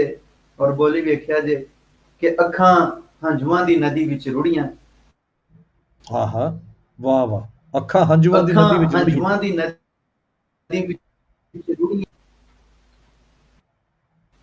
ਅੱਖਾਂ ਹੰਝੂਆਂ ਦੀ ਨਦੀ ਵਿੱਚ ਰੁੜੀਆਂ ਤੇ ਕੰਢੇ ਉੱਤੇ ਖਾਬ ਮਰ ਗਏ। ਵਾਹ ਹਾਂ ਵਾਹ ਵਾਹ ਵਾਹ ਵਾਹ ਵਾਹ, ਕੰਢੇ ਉੱਤੇ ਖਾਬ ਮਾਰ ਗਏ। ਬਹੁਤ ਖੂਬ ਯਾਦ ਜੀ। ਔਰ ਅਜੇ ਪਿਛਲੇ ਜ਼ਖਮ ਨਸੀਤੇ, ਅਜੇ ਪਿਛਲੇ ਜ਼ਖਮ ਨਾ ਸੀਤੇ ਤੇ ਨਵਿਆਂ ਦੇ ਮੂੰਹ ਖੁੱਲ ਗਏ। ਵਾਹ ਆਹਾ ਵਾਹ, ਅਜੇ ਪਿਛਲੇ ਜ਼ਖਮ ਨਾ ਸੀਤੇ ਤੇ ਨਵਿਆਂ ਦੇ ਜੰਜ ਨਾ ਬੂਹੇ ਤੇ ਆਈ, ਅਜੇ ਜੰਜ ਨਾ ਬੂਹੇ ਤੇ ਆਈ ਤੇ ਭੋਂਗਣਾ ਰਣੇਪਾ ਪੈ ਗਿਆ। ਆਹਾ ਵਾਹ ਵਾਹ ਵਾਹ। ਮਾਹੀ ਪੈਰ ਜਾਂ ਵਿਹੜੇ ਵਿੱਚ ਪਾਇਆ, ਮਾਹੀ ਪੈਰ ਜਾਂ ਵਿਹੜੇ ਵਿੱਚ ਪਾਇਆ ਤੇ ਅੰਗ ਅੰਗ ਛਣਕ ਪਿਆ। ਵਾਹ ਹਾਂ ਹਾਂ ਵਾਹ, ਅੰਗ ਅੰਗ ਛਣਕ ਪਿਆ। ਕਿਆ ਖੂਬ ਹੈ ਜੀ, ਵਾਹ ਯਾਦ ਜੀ ਵਾਹ। ਔਰ ਅਸੀਂ ਭਾਰ ਸਿਰਾਂ ਦਾ ਪਾਇਆ, ਅਸੀਂ ਭਾਰ ਸਿਰਾਂ ਦਾ ਪਾਇਆ ਤੇ ਸੂਲੀਆਂ ਦੇ ਮੂੰਹ ਮੁੜ ਗਏ। ਵਾਹ ਵਾਹ ਵਾਹ ਵਾਹ, ਸੂਲੀਆਂ ਦੇ ਮੂੰਹ ਮੁੜ ਗਏ। ਵਾਹ ਵਾਹ ਵਾਹ, ਕਿਆ ਪੰਜਾਬ ਦੀ ਤੁਸੀਂ ਬਹਾਦਰੀ ਔਰ ਸਾਡੇ ਸੂਰਮਿਆਂ ਦੀ ਪੂਰੀ ਦਾਸਤਾਨ ਵਿੱਚ ਬਿਆਨ ਕਰਤੀ। ਜੀ ਜੀ, ਮੁਹੱਬਤ ਤੁਹਾਡੀ ਸਰ। ਔਰ ਕਿ ਕੁਝ ਦੇਖਣਾ ਕਿ ਦਿਨ ਚੜ੍ਹਦੇ ਨੂੰ ਹਰੀਆਂ ਹੋਈਆਂ, ਹਾਂ ਦਿਨ ਚੜ੍ਹਦੇ ਨੂੰ ਹਰੀਆਂ ਹੋਈਆਂ, ਰਾਤਾਂ ਸਾਡੇ ਮੰਜੇ ਸੁੱਤੀਆਂ। ਵਾਹ ਵਾਹ ਵਾਹ, ਰਾਤਾਂ ਸਾਡੇ ਮੰਜੇ ਸੁੱਤੀ। ਹਾਂ, ਔਰ ਅਸਾਂ ਫਜਰਾਂ ਦੀ ਗੋਡੀ ਕੀਤੀ, ਅਸਾਂ ਫਜਰਾਂ ਦੀ ਗੋਡੀ ਕੀਤੀ, ਬੰਨਿਆ ਤੇ ਰਾਤ ਉੱਗ ਪਈ। ਵਾਹ ਵਾਹ ਵਾਹ ਵਾਹ ਵਾਹ, ਬੰਨਿਆ ਤੇ ਰਾਤ ਉੱਗ ਪਈ। ਅਸਾਂ ਫਜਰਾਂ ਦੀ ਗੋਡੀ ਕੀਤੀ, ਬੰਨਿਆ ਤੇ ਰਾਤ ਉੱਗ ਪਈ, ਤੇ ਜਾ ਆਲਣੇ ਸੱਪਾਂ ਦੀ ਰੁੱਡ ਪਾਏ, ਜਾ ਆਲਣੇ ਸੱਪਾਂ ਦੀ ਰੁੱਡ ਪਾਏ ਨੇ ਹੌਸਲੇ ਚਿੜੀਆਂ ਦੇ। ਆਹਾ ਵਾਹ ਵਾਹ ਵਾਹ ਵਾਹ, ਇਹ ਫਿਰ ਪੜੋ ਇੱਕ ਵਾਰੀ ਜੀ, ਕਿਆ ਬਾਤ ਹੈ। ਕਿਆ ਜਾ ਆਲਣੇ ਸੱਪਾਂ ਦੀ ਰੁੱਡ ਪਾਏ, ਜਾ ਆਲਣੇ ਸੱਪਾਂ ਦੀ ਰੁੱਡ ਪਾਏ ਨੇ ਹੌਸਲੇ ਚਿੜੀਆਂ ਦੇ, ਤੇ ਟਾਲੀ ਵੱਢਦਾ ਲਾਲੂ ਰੋਇਆ, ਟਾਲੀ ਵੱਢਦਾ ਲਾਲੂ ਰੋਇਆ, ਪਰ ਪਿੰਡਵਾਂ ਦੀ ਸਾਂਝ ਮੁੱਕ ਗਈ। ਹਾਏ ਹਾਏ ਵਾਹ ਵਾਹ ਵਾਹ, ਕਿਆ ਬਾਤ ਹੈ ਜੀ ਯਾਦ ਬਾਈ। ਬੜੀ ਲਵਪ੍ਰੀਤ ਪੱਤਰ ਹਰੀ ਸਾਡੇ ਦੋਸਤ ਚੜ੍ਹਦੇ ਪੰਜਾਬ ਤੋਂ ਸਲਾਮ ਕਹਿ ਰਹੇ ਤੁਹਾਨੂੰ, ਔਰ ਵਡਿਆ ਰਹੇ ਨੇ, ਤੁਹਾਡੇ ਕਲਾਮ ਨੂੰ ਬਹੁਤ ਪਸੰਦ ਕਰ ਰਹੇ ਨੇ। ਅੱਛਾ ਯਾਦ ਵੀਰੇ, ਬੜੀ ਸੋਹਣੀ ਤੁਸੀਂ ਇਹ ਗੱਲ ਕੀਤੀ ਚਿੜੀਆਂ ਦਾ ਹੌਸਲਾ ਦੱਸ ਕੇ, ਕਿ ਮਾਰਿਆਂ ਲਈ ਇਹਦੇ 'ਚ ਇੱਕ ਹੌਸਲਾ ਹੈ ਔਰ ਇੱਕ ਸਬਕ, ਇੱਕ ਮੋਟੀਵੇਸ਼ਨ ਹੈ। ਅੱਛਾ ਤੁਸੀਂ ਸ਼ੁਰੂ ਜਿਹੜੀਆਂ ਗਜ਼ਲਾਂ ਲਿਖੀਆਂ, ਮੈਂ ਜਿਹੜੀਆਂ ਤੁਹਾਡੇ ਕੋਲ ਸੁਣੀਆਂ, ਮੈਨੂੰ ਲੱਗਦਾ ਜ਼ਿਆਦਾ ਛੋਟੀ ਬਹਿਰ ਦੀਆਂ ਸਨ ਜਦੋਂ। ਜੀ ਜੀ ਬਿਲਕੁਲ। ਤੇ ਉਹ ਛੋਟੀ ਬਹਿਰ ਦੀ ਗਜ਼ਲ ਚੋਂ ਕਿ ਬੜੀ ਸਾਡੀ ਨਵੀਂ ਨਸਲ 'ਚ ਮਕਬੂਲ ਹੈ, ਔਰ ਸਾਡੇ ਦੋਸਤ ਤਜਮਲ ਕਲੀਮ ਬੜੇ ਗਜ਼ਲ ਦੇ ਬਾਦਸ਼ਾਹ ਮੰਨੇ ਜਾਂਦੇ ਨੇ, ਉਹਨਾਂ ਦੀ ਵੀ ਜਿਹੜੀ ਮਸ਼ਹੂਰ ਹੈ ਉਹ ਛੋਟੀ ਬਹਿਰ ਹੈ। ਤੇ ਕੋਈ ਗਜ਼ਲ ਵੀ ਸਾਂਝੀ ਸਾਡੇ ਸੁਣਨ ਵਾਲਿਆਂ ਨਾਲ, ਕੋਈ ਗਜ਼ਲ ਕੋਈ ਆਪਣੀ ਇਸ ਵੇਲੇ ਕੋਈ ਯਾਦ ਨਹੀਂ, ਲੇਕਿਨ ਇੱਕ ਗਜ਼ਲ ਦੇ ਕੋਈ 2-3 ਸ਼ੇਰ ਯਾਦ ਨੇ, ਮੈਂ ਤੁਹਾਨੂੰ ਸੁਣਾ ਦਿੰਦਾ ਜੀ ਬਿਸਮਿਲ੍ਲਾ ਜੀ। ਕਿ ਬਿਰਹਾ ਦੀਜੇ ਧੂੜ ਅਸਾਡੇ ਫੱਟ ਤੇ ਪਈਏ, ਆਹਾ ਬਿਰਹਾ ਦੀਜੇ ਧੂੜ ਅਸਾਡੇ ਫੱਟ ਤੇ ਪਈਏ, ਤੂੰ ਚਾਵੇਂ ਤੇ ਮੰਜ਼ਲ ਸਾਡੀ ਵੱਟ ਤੇ ਪਈਏ। ਵਾਹ ਵਾਹ ਵਾਹ ਵਾਹ ਵਾਹ ਵਾਹ ਬਿਰਹਾ ਤੁਸੀਂ ਦੀਜੇ ਧੂੜ ਅਸਾਡੇ, ਮਿਹਰਬਾਨੀ, ਬਿਰਹਾ ਜੀ ਦੀਜੇ ਧੂੜ ਅਸਾਡੇ ਫੱਟ ਤੇ ਪਈਏ, ਤੂੰ ਚਾਵੇਂ ਤੇ ਮੰਜ਼ਲ ਸਾਡੀ ਵੱਟ ਤੇ ਪਈਏ, ਅਚਣ ਚੇਤੀ ਮੂੰਹ ਜ਼ਖਮਾਂ ਦੇ ਖੁੱਲੇ ਇਸਰਾਂ, ਅਚਣ ਚੇਤੀ ਮੂੰਹ ਜ਼ਖਮਾਂ ਦੇ ਖੁੱਲੇ ਇਸਰਾਂ, ਸੱਟ ਨਵੀਂ ਫਿਰ ਜਿਵੇਂ ਪੁਰਾਣੀ ਸੱਟ ਤੇ ਪਈਏ। ਹਾਏ ਹਾਏ ਹਾਏ, ਸੱਟ ਨਵੀਂ ਫਿਰ ਜਿਵੇਂ ਪੁਰਾਣੀ ਸੱਟ ਤੇ ਪਈ। ਕੀ ਬਾਤ ਮਿਹਰਬਾਨੀ। ਹੈ। ਅਚਣ ਚੇਤੀ ਮੂੰਹ ਜ਼ਖਮਾਂ ਦੇ ਖੁੱਲੇ ਇਸਰਾਂ, ਸੱਟ ਨਵੀਂ ਫਿਰ ਜਿਵੇਂ ਪੁਰਾਣੀ ਸੱਟ ਤੇ ਪਈਏ, ਉਹ ਵੱਖ ਹੋ ਕੇ ਤੇ ਤੂੰ ਵੀ ਮਿੱਤਰਾ ਜੀ ਨਾ ਸਕਿਆ, ਹਾਂ ਹਾਂ ਵੱਖ ਹੋ ਕੇ ਤੇ ਤੂੰ ਵੀ ਮਿੱਤਰਾ ਜੀ ਨਾ ਸਕਿਆ, ਜਿੰਦੋ ਸਾਡੀ ਪੀੜਾਂ ਦੀ ਜੇ ਹੱਟ ਤੇ ਪਈਏ। ਵਾਹ ਵਾਹ ਵਾਹ ਔਰ ਸ਼ੇਰ ਬਹੁਤ ਦੇਖਿਆ ਜੇ ਕਿ ਜਿਸ ਦਿਨ ਦਾ ਤੂੰ ਡੱਕਿਆ ਸਾਨੂੰ ਨਹੀਂ ਪੀਤੀ ਫਿਰ, ਆਹਾ ਵਾਹ ਜਿਸ ਵਾਹ ਦਿਨ ਦਾ ਤੂੰ ਡੱਕਿਆ ਸਾਨੂੰ ਨਹੀਂ ਪੀਤੀ ਫਿਰ, ਤੱਕ ਲੈ ਭਾਵੇਂ ਚੱਪਣੀ ਸਾਡੇ ਮੱਟ ਤੇ ਪਈਏ। ਵਾਹ ਵਾਹ ਵਾਹ ਬਹੁਤ ਖੂਬ ਜੀ, ਬਹੁਤ ਖੂਬ ਯਾਦ ਭਾਈ। ਬਹੁਤ ਬਹੁਤ ਵਾਹ ਮੁਹੱਬਤ ਜੀ। ਅੱਛਾ ਯਾਦ ਭਾਈ, ਜਦੋਂ ਤੁਸੀਂ ਪੜ੍ਹਾ ਰਹੇ ਹੁੰਦੇ ਹੋ ਪੰਜਾਬੀ, ਉਹ ਮੈਨੂੰ ਲੱਗ ਵੇਖਣ 'ਚ ਇਹ ਸਾਰੇ ਵੇਖਣ ਵਾਲੇ ਵੀ ਇਸ ਗੱਲ ਨਾਲ ਇਤਫਾਕ ਕਰਨਗੇ ਕਿ ਤੁਹਾਡਾ ਕੋਈ ਜ਼ਿਆਦਾ ਫਰਕ ਨਹੀਂ ਲੱਗਦਾ ਆਪਣੇ ਪੜਿਆਰਾਂ ਨਾਲ, ਜਿਹੜੇ ਤੁਹਾਡੇ ਸਟੂਡੈਂਟ ਨੇ, ਤੇ ਉਹ ਉਹਨਾਂ ਨਾਲ ਦੋਸਤੀ ਹੋ ਜਾਂਦੀ ਜਲਦੀ। ਇਸ ਗੱਲ ਦਾ ਤੁਹਾਨੂੰ ਫਾਇਦਾ ਹੁੰਦਾ ਹੈ ਕਿ ਨੁਕਸਾਨ ਹੁੰਦਾ ਹੈ, ਛੋਟਾ ਲੱਗਣ ਦਾ ਜਾਂ ਛੋਟਾ ਹੋਣ ਦਾ? ਇਹਦੇ ਦੋ ਤਿੰਨ ਚੀਜ਼ਾਂ ਨੇ। ਇੱਕ ਤੇ ਬਤੌਰ ਉਸਤਾਦ ਜਿਹੜੀਆਂ ਮੈਨੂੰ ਚੀਜ਼ਾਂ ਵੇਖਣ ਨੂੰ ਮਿਲੀਆਂ ਨਾ, ਕਿ ਇੱਕ ਤੇ ਇਹ ਕਿ ਉਹਨਾਂ ਬੱਚਿਆਂ ਦੇ ਨਾਲ ਜਿਹੜਾ ਮੇਰਾ ਇੱਕ ਤਲਕ ਜਿਹੜਾ ਨਾ ਉਹ ਬੜਾ ਅੱਛਾ ਬਣ ਜਾਂਦਾ ਹੈ।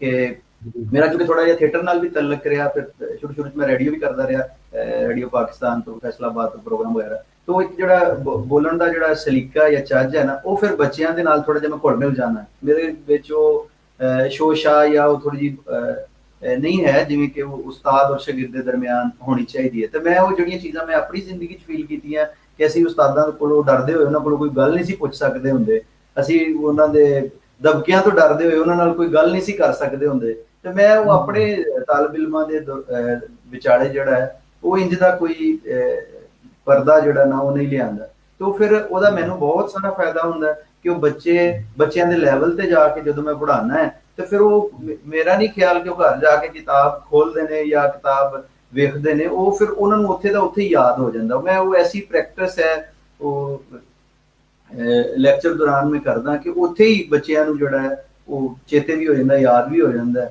ਤੇ ਬਲਕਿ ਤੁਸੀਂ ਸੁਣ ਕੇ ਹੈਰਾਨ ਹੋਵੋਗੇ ਕਿ 300 ਦੀ, ਮਤਲਬ ਜਦੋਂ ਮੈਂ ਗਿਆ ਪਹਿਲੀ ਦਫਾ ਗਿਆ ਉੱਥੇ, ਤੇ ਕੋਈ ਮੇਰੇ ਖਿਆਲ 20 ਸਾਲ ਬਾਅਦ ਗੁਜਰ ਖਾਨ ਦੀ ਜਿਹੜੀ ਸੀਟ ਸੀ ਉਹ ਫਿਲ ਹੋਈ ਸੀ।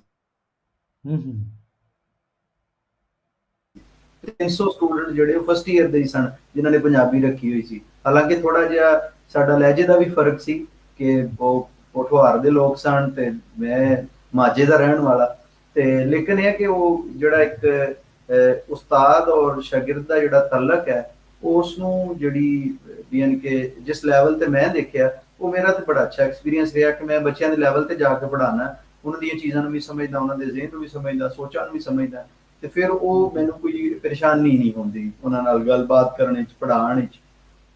ਵਾਹ ਅੱਛਾ, ਇਹ ਬੜੀ ਤੁਸੀਂ ਸੋਹਣੀ ਗੱਲ ਦੱਸੀ। ਮੈਂ ਖੁਦ ਵੀ ਤੁਸੀਂ ਇੱਕ ਵਾਰੀ ਇੱਜ਼ਤ ਦਿੱਤੀ, ਬੁਲਾਇਆ ਸੀ ਗੁਜਰ ਕਾਲਜ, ਤੇ ਮੈਂ ਦੇਖਿਆ ਤੁਹਾਡਾ ਦੋਸਤਾਂ ਨਾਲ ਬੱਚਿਆਂ 'ਚ ਤੁਹਾਡੀ ਮਕਬੂਲੀਅਤ, ਤੇ ਤੁਸੀਂ ਪੰਜਾਬੀ ਲਈ ਬੜਾ ਕੰਮ ਕੀਤਾ। ਤੇ ਇਹਦਾ ਮਤਲਬ ਹੈ ਕਿ ਤੁਹਾਡਾ ਜਿਹੜਾ ਇਹ ਕਿਤਾਬਾਂ ਤੇ ਫਿਰ ਤੁਹਾਡੀਆਂ ਖਰੀਦ ਕੇ ਪੜ੍ਹਦੇ ਨੇ ਸ਼ਾਗਿਰਦ ਤੁਹਾਡੇ ਜੀ?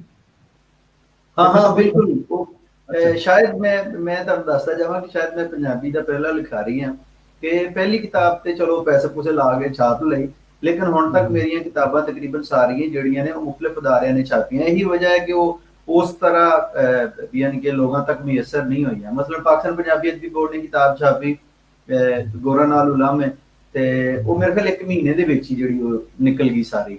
ਇਸੇ ਤਰੀਕੇ ਫਿਕਸ਼ਨ ਹਾਊਸ ਨੇ ਮੇਰਾ ਨਾਵਲ ਛਾਪਿਆ ਲੋਹਾਵਰ, ਤੇ ਉਹ ਫਿਰ ਸਟੂਡੈਂਟਸ ਜਿਹੜੇ ਨੇ ਉਹ ਚਾਈ ਵੀ ਲੈ ਲੈਂਦੇ ਨੇ ਕਿ ਸਾਡਾ ਟੀਚਰ ਹੈ ਜਾਂ ਸਾਡਾ ਉਸਤਾਦ ਹੈ। तो इस तरह ਜਿਹੜਾ ਉਹ ਕਿਤਾਬ ਨਿਕਲਣ ਵਿੱਚ ਵੀ ਕੋਈ ਮੈਨੂੰ ਤੇ ਨਹੀਂ ਕਦੇ ਕੋਈ ਪਰੇਸ਼ਾਨੀ ਮਹਿਸੂਸ ਹੋਈ। ਅੱਛਾ ਜਸਵੀਰ ਜੀ, ਤੁਹਾਡਾ ਨਾ ਪਿਛਲੇ ਦਿਨਾਂ 'ਚ ਕੋਈ 10 ਅਵਾਰਡ ਦੇ ਵੱਲ ਤੁਹਾਡੀਆਂ ਪੋਸਟਾਂ ਬੜੀਆਂ ਵਾਇਰਲ ਹੋਈਆਂ। ਕਿਸੇ ਸ਼ਾਦ ਨੇ ਬੜੀ ਤਨਕੀਦ ਕੀਤੀ 10 ਅਵਾਰਡ ਤੇ, ਔਰ ਕਈ ਦੋਸਤਾਂ ਇਹ ਵੀ ਕਿਹਾ ਜੀ ਸ਼ਾਇਦ ਉਹਨੂੰ ਆਪ ਨਹੀਂ ਮਿਲਿਆ, ਸ਼ਾਇਦ ਇਸ ਤੋਂ ਇਸ ਅਵਾਰਡ ਦੀ ਮੁਖਾਲਫਤ ਕਰ ਰਹੇ ਹੈ। ਇਹ ਤੇ ਜ਼ਰੂਰ ਕੋਈ ਝਾਤੀ ਪਾਓ ਜਿਹੜੇ ਇਸ ਤਰ੍ਹਾਂ ਦੇ ਅਵਾਰਡ ਨੇ, ਜਾਂ ਕੀ ਵਜ੍ਹਾ ਸੀ ਉਹ ਜਿਹੜੀਆਂ ਪੋਸਟਾਂ ਤੁਹਾਡੀਆਂ ਵਾਇਰਲ ਹੋਈਆਂ, ਹਰ ਜਗ੍ਹਾ ਡਿਸਕਸ ਹੋਈਆਂ? ਜੀ ਬਿਲਕੁਲ, ਉਹ USA ਰੇਡੀਓ ਤੇ ਵੀ ਮੇਰਾ ਪ੍ਰੋਗਰਾਮ ਚੱਲਿਆ, ਫਿਰ ਮੈਂ ਉਹ ਬੁਰਜ ਦਾਹਾ ਸਾਹਿਬ ਜਿਹੜੇ ਨੇ ਉਹਨਾਂ ਨਾਲ ਵੀ ਹੋਇਆ। ਹਾਂ, ਇੱਕ ਕੁਝ ਲੋਕਾਂ ਦਾ ਖਿਆਲ ਸੀ ਕਿ ਸ਼ਾਇਦ ਮੇਰੀਆਂ ਆਪਣੀਆਂ, ਕਿਉਂਕਿ ਉਸ ਬਾਰੇ 2 ਕਿਤਾਬਾਂ ਉਸ ਨਵੇਂ ਮੁਕਾਬਲੇ ਸ਼ਾਮਲ ਸੀ ਤੇ ਮੈਂ ਇਸ ਕਰਕੇ ਉਹਦੇ ਤੇ ਬੋਲਿਆ। ਲੇਕਿਨ ਇਹ ਵੀ ਵਜ੍ਹਾ ਹੋ ਸਕਦੀ ਹੈ, ਸ਼ੌਰੀ ਤੌਰ ਤੇ ਵੀ ਕਹਿ ਸਕਦੇ ਹੋ, ਲਾਸ਼ੌਰੀ ਤੌਰ ਤੇ ਵੀ, ਕਿ ਮੇਰੀਆਂ ਆਪਣੀਆਂ ਕਿਤਾਬਾਂ ਸ਼ਾਮਲ ਸਨ। ਲੇਕਿਨ ਉਸ ਬਾਰੇ ਜਿਸ ਬੰਦੇ ਨੂੰ ਸਾਡੇ ਪਾਸੋਂ ਸਨਮਾਨਿਆ ਗਿਆ, ਉਹ ਤਕਰੀਬਨ ਕੋਈ 40 ਸਫ਼ੇ ਉਹਦੀਆਂ ਕਹਾਣੀਆਂ ਤੇ ਆਧਾਰਿਤ ਸਨ, ਬਾਕੀ ਕੋਈ 25 ਸਫ਼ੇ ਉਸ ਦੀ ਕਿਤਾਬ ਵਿੱਚ ਦਿਬਾਚੇ ਦੇ ਸਨ, ਬਾਕੀ 2-3 ਕਹਾਣੀਆਂ ਜਿਹੜੀਆਂ ਉਹਦੀ 1970 ਵਿੱਚ ਜਾਂ ਉਸ ਤੋਂ ਪਹਿਲੇ ਜਿਹੜੀ ਕਿਤਾਬ ਛਪੀ ਹੈ ਸੀਤੀਆਂ ਅੱਖਾਂ ਵਾਲੇ, ਉਸ ਦੀਆਂ ਵੀ ਸ਼ਾਮਲ ਸਨ। ਤੋਂ ਇਸ ਕਰਕੇ ਮੈਂ ਬੋਲਿਆ। ਦੂਸਰਾ, ਮੈਂ ਦੇਖਿਆ ਕਿ ਪਿਛਲੇ 6-7 ਸਾਲਾਂ ਤੋਂ ਜਦੋਂ ਦਾ ਇਹ ਅਵਾਰਡ ਸ਼ੁਰੂ ਹੋਇਆ ਤੇ ਉਦੋਂ ਦਾ ਸਾਡਾ ਕੋਈ ਵੀ ਜਿਹੜਾ ਲਿਖਾਰੀ ਹੈ ਉਹ ਉਸ ਨੂੰ ਫਸਟ ਅਵਾਰਡ ਨਹੀਂ ਦਿੱਤਾ ਗਿਆ। ਤੇ ਉਹ ਬਾਅਦ ਵਿੱਚ ਮੈਨੂੰ ਪ੍ਰੇਮ ਪ੍ਰਕਾਸ਼ ਜਾਂ ਹੋਰਨਾਂ ਦੋਸਤਾਂ ਦੇ ਥਰੂ ਪਤਾ ਚੱਲਿਆ ਕਿ ਜਦੋਂ ਅਵਾਰਡ ਲੱਭਿਆ ਗਿਆ ਸੀ ਤੇ ਉਦੋਂ ਹੀ ਇਹ ਤੈਅ ਕੀਤਾ ਗਿਆ ਸੀ ਕਿ ਜਿਹੜਾ ਪਹਿਲਾ ਅਵਾਰਡ ਹੈ ਉਹ ਇੰਡੀਅਨ ਪੰਜਾਬ ਦੇ ਰਾਈਟਰ ਨੂੰ ਦੇਣਾ ਹੈ, ਦੂਸਰਾ ਤੀਸਰਾ ਜਿਹੜਾ ਰਨਰ ਅਪ ਰਹਿੰਦੇ ਨੇ ਉਹ ਇੱਕ ਤੇ ਪੂਰੀ ਦੁਨੀਆ ਦੇ ਵਿੱਚੋਂ ਜਿਹੜੇ ਲੋਕ ਨੇ ਉਹਨਾਂ ਨੂੰ ਦੇਣਾ, ਔਰ ਇੱਕ ਜਿਹੜਾ ਸ਼ਾਹਮੁਖੀ ਨੂੰ ਦੇਣਾ। ਯਾਨੀ ਕਿ ਇਹਦੇ ਵਿੱਚ ਸ਼ਾਮਲ ਹੋਣ ਵਾਲੇ ਘੋਲ ਅਜੇ ਬੰਦਿਆਂ ਨੇ ਘੋਲਿਆ ਨਹੀਂ ਤੇ ਪਹਿਲੇ ਪਤਾ ਲੱਗ ਗਿਆ ਕਿ ਫਲਾਣਾ ਬੰਦੇ ਫਾਤੇ ਹੋਣਾ ਹੈ।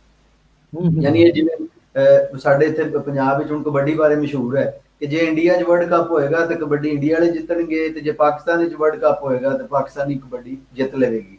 ਉਹ ਭਾਵੇਂ ਪਲੇਅਰ ਜਿੰਨੇ ਮਰਜ਼ੀ ਅੱਛੇ ਹੋਣ, ਉਹ ਲਿਖਤਾਂ ਭਾਵੇਂ ਜਿੰਨੀਆਂ ਮਰਜ਼ੀ ਅੱਛੀਆਂ ਹੋਣ, ਤੇ ਉਹ ਫਿਰ ਇਸ ਕਰਕੇ ਲੋਕਾਂ ਨੂੰ ਜਿਹੜਾ ਹੈ ਉਹ ਥੋੜਾ ਜਿਹਾ ਮੇਰੀਆਂ ਗੱਲਾਂ ਜਿਹੜੀਆਂ ਨਾ ਉਹ ਚੁਭੀਆਂ ਵੀ। ਲੇਕਿਨ ਉਸੇ ਸਾਲ ਹੀ ਵੇਖੋ ਉਸ ਮੇਰੇ ਰੌਲਾ ਪਾਉਣ ਦਾ ਕੀ ਹੋਇਆ ਕਿ ਉਸੇ ਸਾਲ ਹੀ ਉਹ ਸਾਰੀ ਦੀ ਸਾਰੀ ਜਿਊਰੀ ਚੇਂਜ ਹੋਈ, ਉਹ ਸਾਰੇ ਦੇ ਸਾਰੇ ਜੱਜ ਚੇਂਜ ਹੋਏ। ਜਿਹੜੀ ਮੇਨ ਜਿਊਰੀ ਹੈ ਕੈਨੇਡਾ ਦੇ ਵਿੱਚ ਬੈਠੀ ਜਾਂਦੀ, ਪਹਿਲੇ ਰਗਬੀਰ ਸਿੰਘ ਜਿਹੜਾ ਉਹ ਚਲਾਉਂਦੇ ਸਨ, ਜਿਹੜੇ ਸਰਜਨਾ ਪਰਚੇ ਦੇ ਐਡੀਟਰ ਵੀ ਸਨ, ਸਾਰੀ ਦੀ ਸਾਰੀ ਉਹ ਦੇਖਦੇ ਵਾਚਦੇ ਸਨ। ਲੇਕਿਨ ਉਸ ਤੋਂ ਫੌਰਨ ਬਾਅਦ ਜਿਸ ਸਾਲ ਮੈਂ ਰੌਲਾ ਪਾਇਆ, ਕਿਉਂਕਿ ਉਸ ਸਾਲ ਇੰਡੀਆ ਵਿੱਚ ਵੀ ਕਾਫੀ ਲੈ ਦੇ ਹੋਈ ਸੜਕਣੇ ਦੇ ਨਾਵਲ ਦੇ ਉੱਤੇ, ਤੇ ਉਹ ਸਾਡੇ ਪਾਸੇ ਵੀ ਚੁੱਕੀ, ਫਿਰ ਆਵਾਜ਼ ਚੁੱਕੀ ਗਈ ਤੇ ਉਹਨਾਂ ਸਾਰੀ ਜਿਊਰੀ ਚੇਂਜ ਕੀਤੀ, ਔਰ ਉਸ ਤੋਂ ਬਾਅਦ ਦੇ ਜਿਹੜੇ ਫੈਸਲੇ ਨੇ ਉਹ ਸਾਰੇ ਲੋਕਾਂ ਦੇ ਸਾਹਮਣੇ।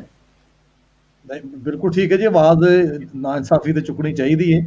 ਔਰ ਤੁਸੀਂ ਚੁੱਕੇ ਬੁਲਾਰ ਵੀ, ਔਰ ਮੈਂ ਇੱਕ ਚੀਜ਼ ਦੱਸਣਾ ਭੁੱਲ ਗਿਆ ਦੋਸਤਾਂ ਨੂੰ, ਉਹਨਾਂ ਨੂੰ ਅੰਦਾਜ਼ਾ ਹੋ ਗਿਆ ਹੈਗਾ ਤੁਹਾਡੀ ਸੋਹਣੀ ਔਰ ਸੁਲੱਖਣੀ ਗੁਫ਼ਤਗੂ ਸੁਣ ਕੇ ਕਿ ਤੁਸੀਂ ਮੀਡੀਆ ਨਾਲ ਜੁੜੇ ਹੋਏ ਹੋ, ਰੇਡੀਓ ਨਾਲ ਵੀ ਦੱਸਿਆ ਜਿਵੇਂ। ਲੇਕਿਨ ਜਿਹੜਾ ਤੁਹਾਡਾ ਪੰਜਾਬੀ ਲਹਿਰ ਦਾ ਪ੍ਰੋਗਰਾਮ ਸੀ ਕਵੀ ਤੇ ਕਿਤਾਬ, ਉਹ ਮੈਂ ਕੁਝ ਪ੍ਰੋਗਰਾਮ ਵੇਖੇ, ਬੜੇ ਖੂਬਸੂਰਤ ਔਰ ਕਮਾਲ ਉਹ ਪ੍ਰੋਗਰਾਮ ਸਨ। ਉਹ ਕਿਉਂ ਸਿਲਸਿਲਾ ਰੁਕ ਗਿਆ? ਉਹ ਜ਼ਰੂਰ ਅੱਗੇ ਵਧਣਾ ਚਾਹੀਦਾ। ਜੀ ਜ਼ਰੂਰ ਕੋਸ਼ਿਸ਼ ਕਰਦੇ ਹਾਂ ਇਨਸ਼ਾਅੱਲਾ। ਉਸ ਵਿੱਚ 2 ਵਰੇ ਪਹਿਲਾਂ ਜਿਹੜਾ ਨਾ, ਜਦੋਂ ਮੇਰਾ ਚੂੰਕਿ ਲੈਲਪੁਰ ਨਾਲ ਤਲਕ ਸੀ ਤੇ ਫਿਰ ਉਹ ਮਾਂ-ਬਾਪ ਵੀ ਉੱਥੇ ਹੀ, ਤੇ ਫਿਰ ਚੂੰਕਿ ਮੈਂ ਬਾਅਦ ਵਿੱਚ ਲਾਹੌਰ ਸੈਟਲ ਹੋ ਗਿਆ ਸ਼ਾਦੀ ਤੋਂ ਬਾਅਦ, ਤੇ ਉਹ ਇਸ ਕਰਕੇ ਇੱਕ ਉਹ ਤਸਲਸਲ ਟੁੱਟ ਗਿਆ ਤੇ ਉਹਨਾਂ ਵੀ ਕਾਫੀ ਦੇਰ ਕਰ ਦਿੱਤੀ ਫਿਰ ਉਹਨਾਂ ਨੂੰ ਜਿਹੜਾ ਹੈ ਉਹ ਸਾਂਝੇ ਕਰਨ ਵਿੱਚ। ਤੇ ਇੰਜ ਇੱਕ ਰਾਬਤੇ ਦਾ ਜਿਹੜਾ ਹੈ ਸੀ ਪੰਜਾਬੀ ਲਹਿਰ ਦੇ ਨਾਲ, ਜਾਂ ਨਾਸਰ ਢਿੱਲੋਂ ਜਾਂ ਲਵਲੀ ਸਿੰਘ ਦੇ ਨਾਲ ਜਿਹੜਾ ਇੱਕ ਮੇਰਾ ਮਰਾਸਮ ਸਨ ਦੋਸਤੀ ਦੇ, ਉਹਦੇ ਵਿੱਚ ਇੱਕ ਛੋਟਾ ਜਿਹਾ ਵਕਫਾ ਆਇਆ। ਲੇਕਿਨ ਇਹ ਵਕਫਾ ਵੀ ਸ਼ਾਇਦ ਬਿਹਤਰ ਸੀ ਕਿ ਉਹਦੇ ਵਿੱਚ ਬਹੁਤ ਸਾਰੀਆਂ ਚੀਜ਼ਾਂ ਸਿੱਖਣ, ਸੁਣਨ, ਸਮਝਣ ਨੂੰ ਮਿਲੀਆਂ।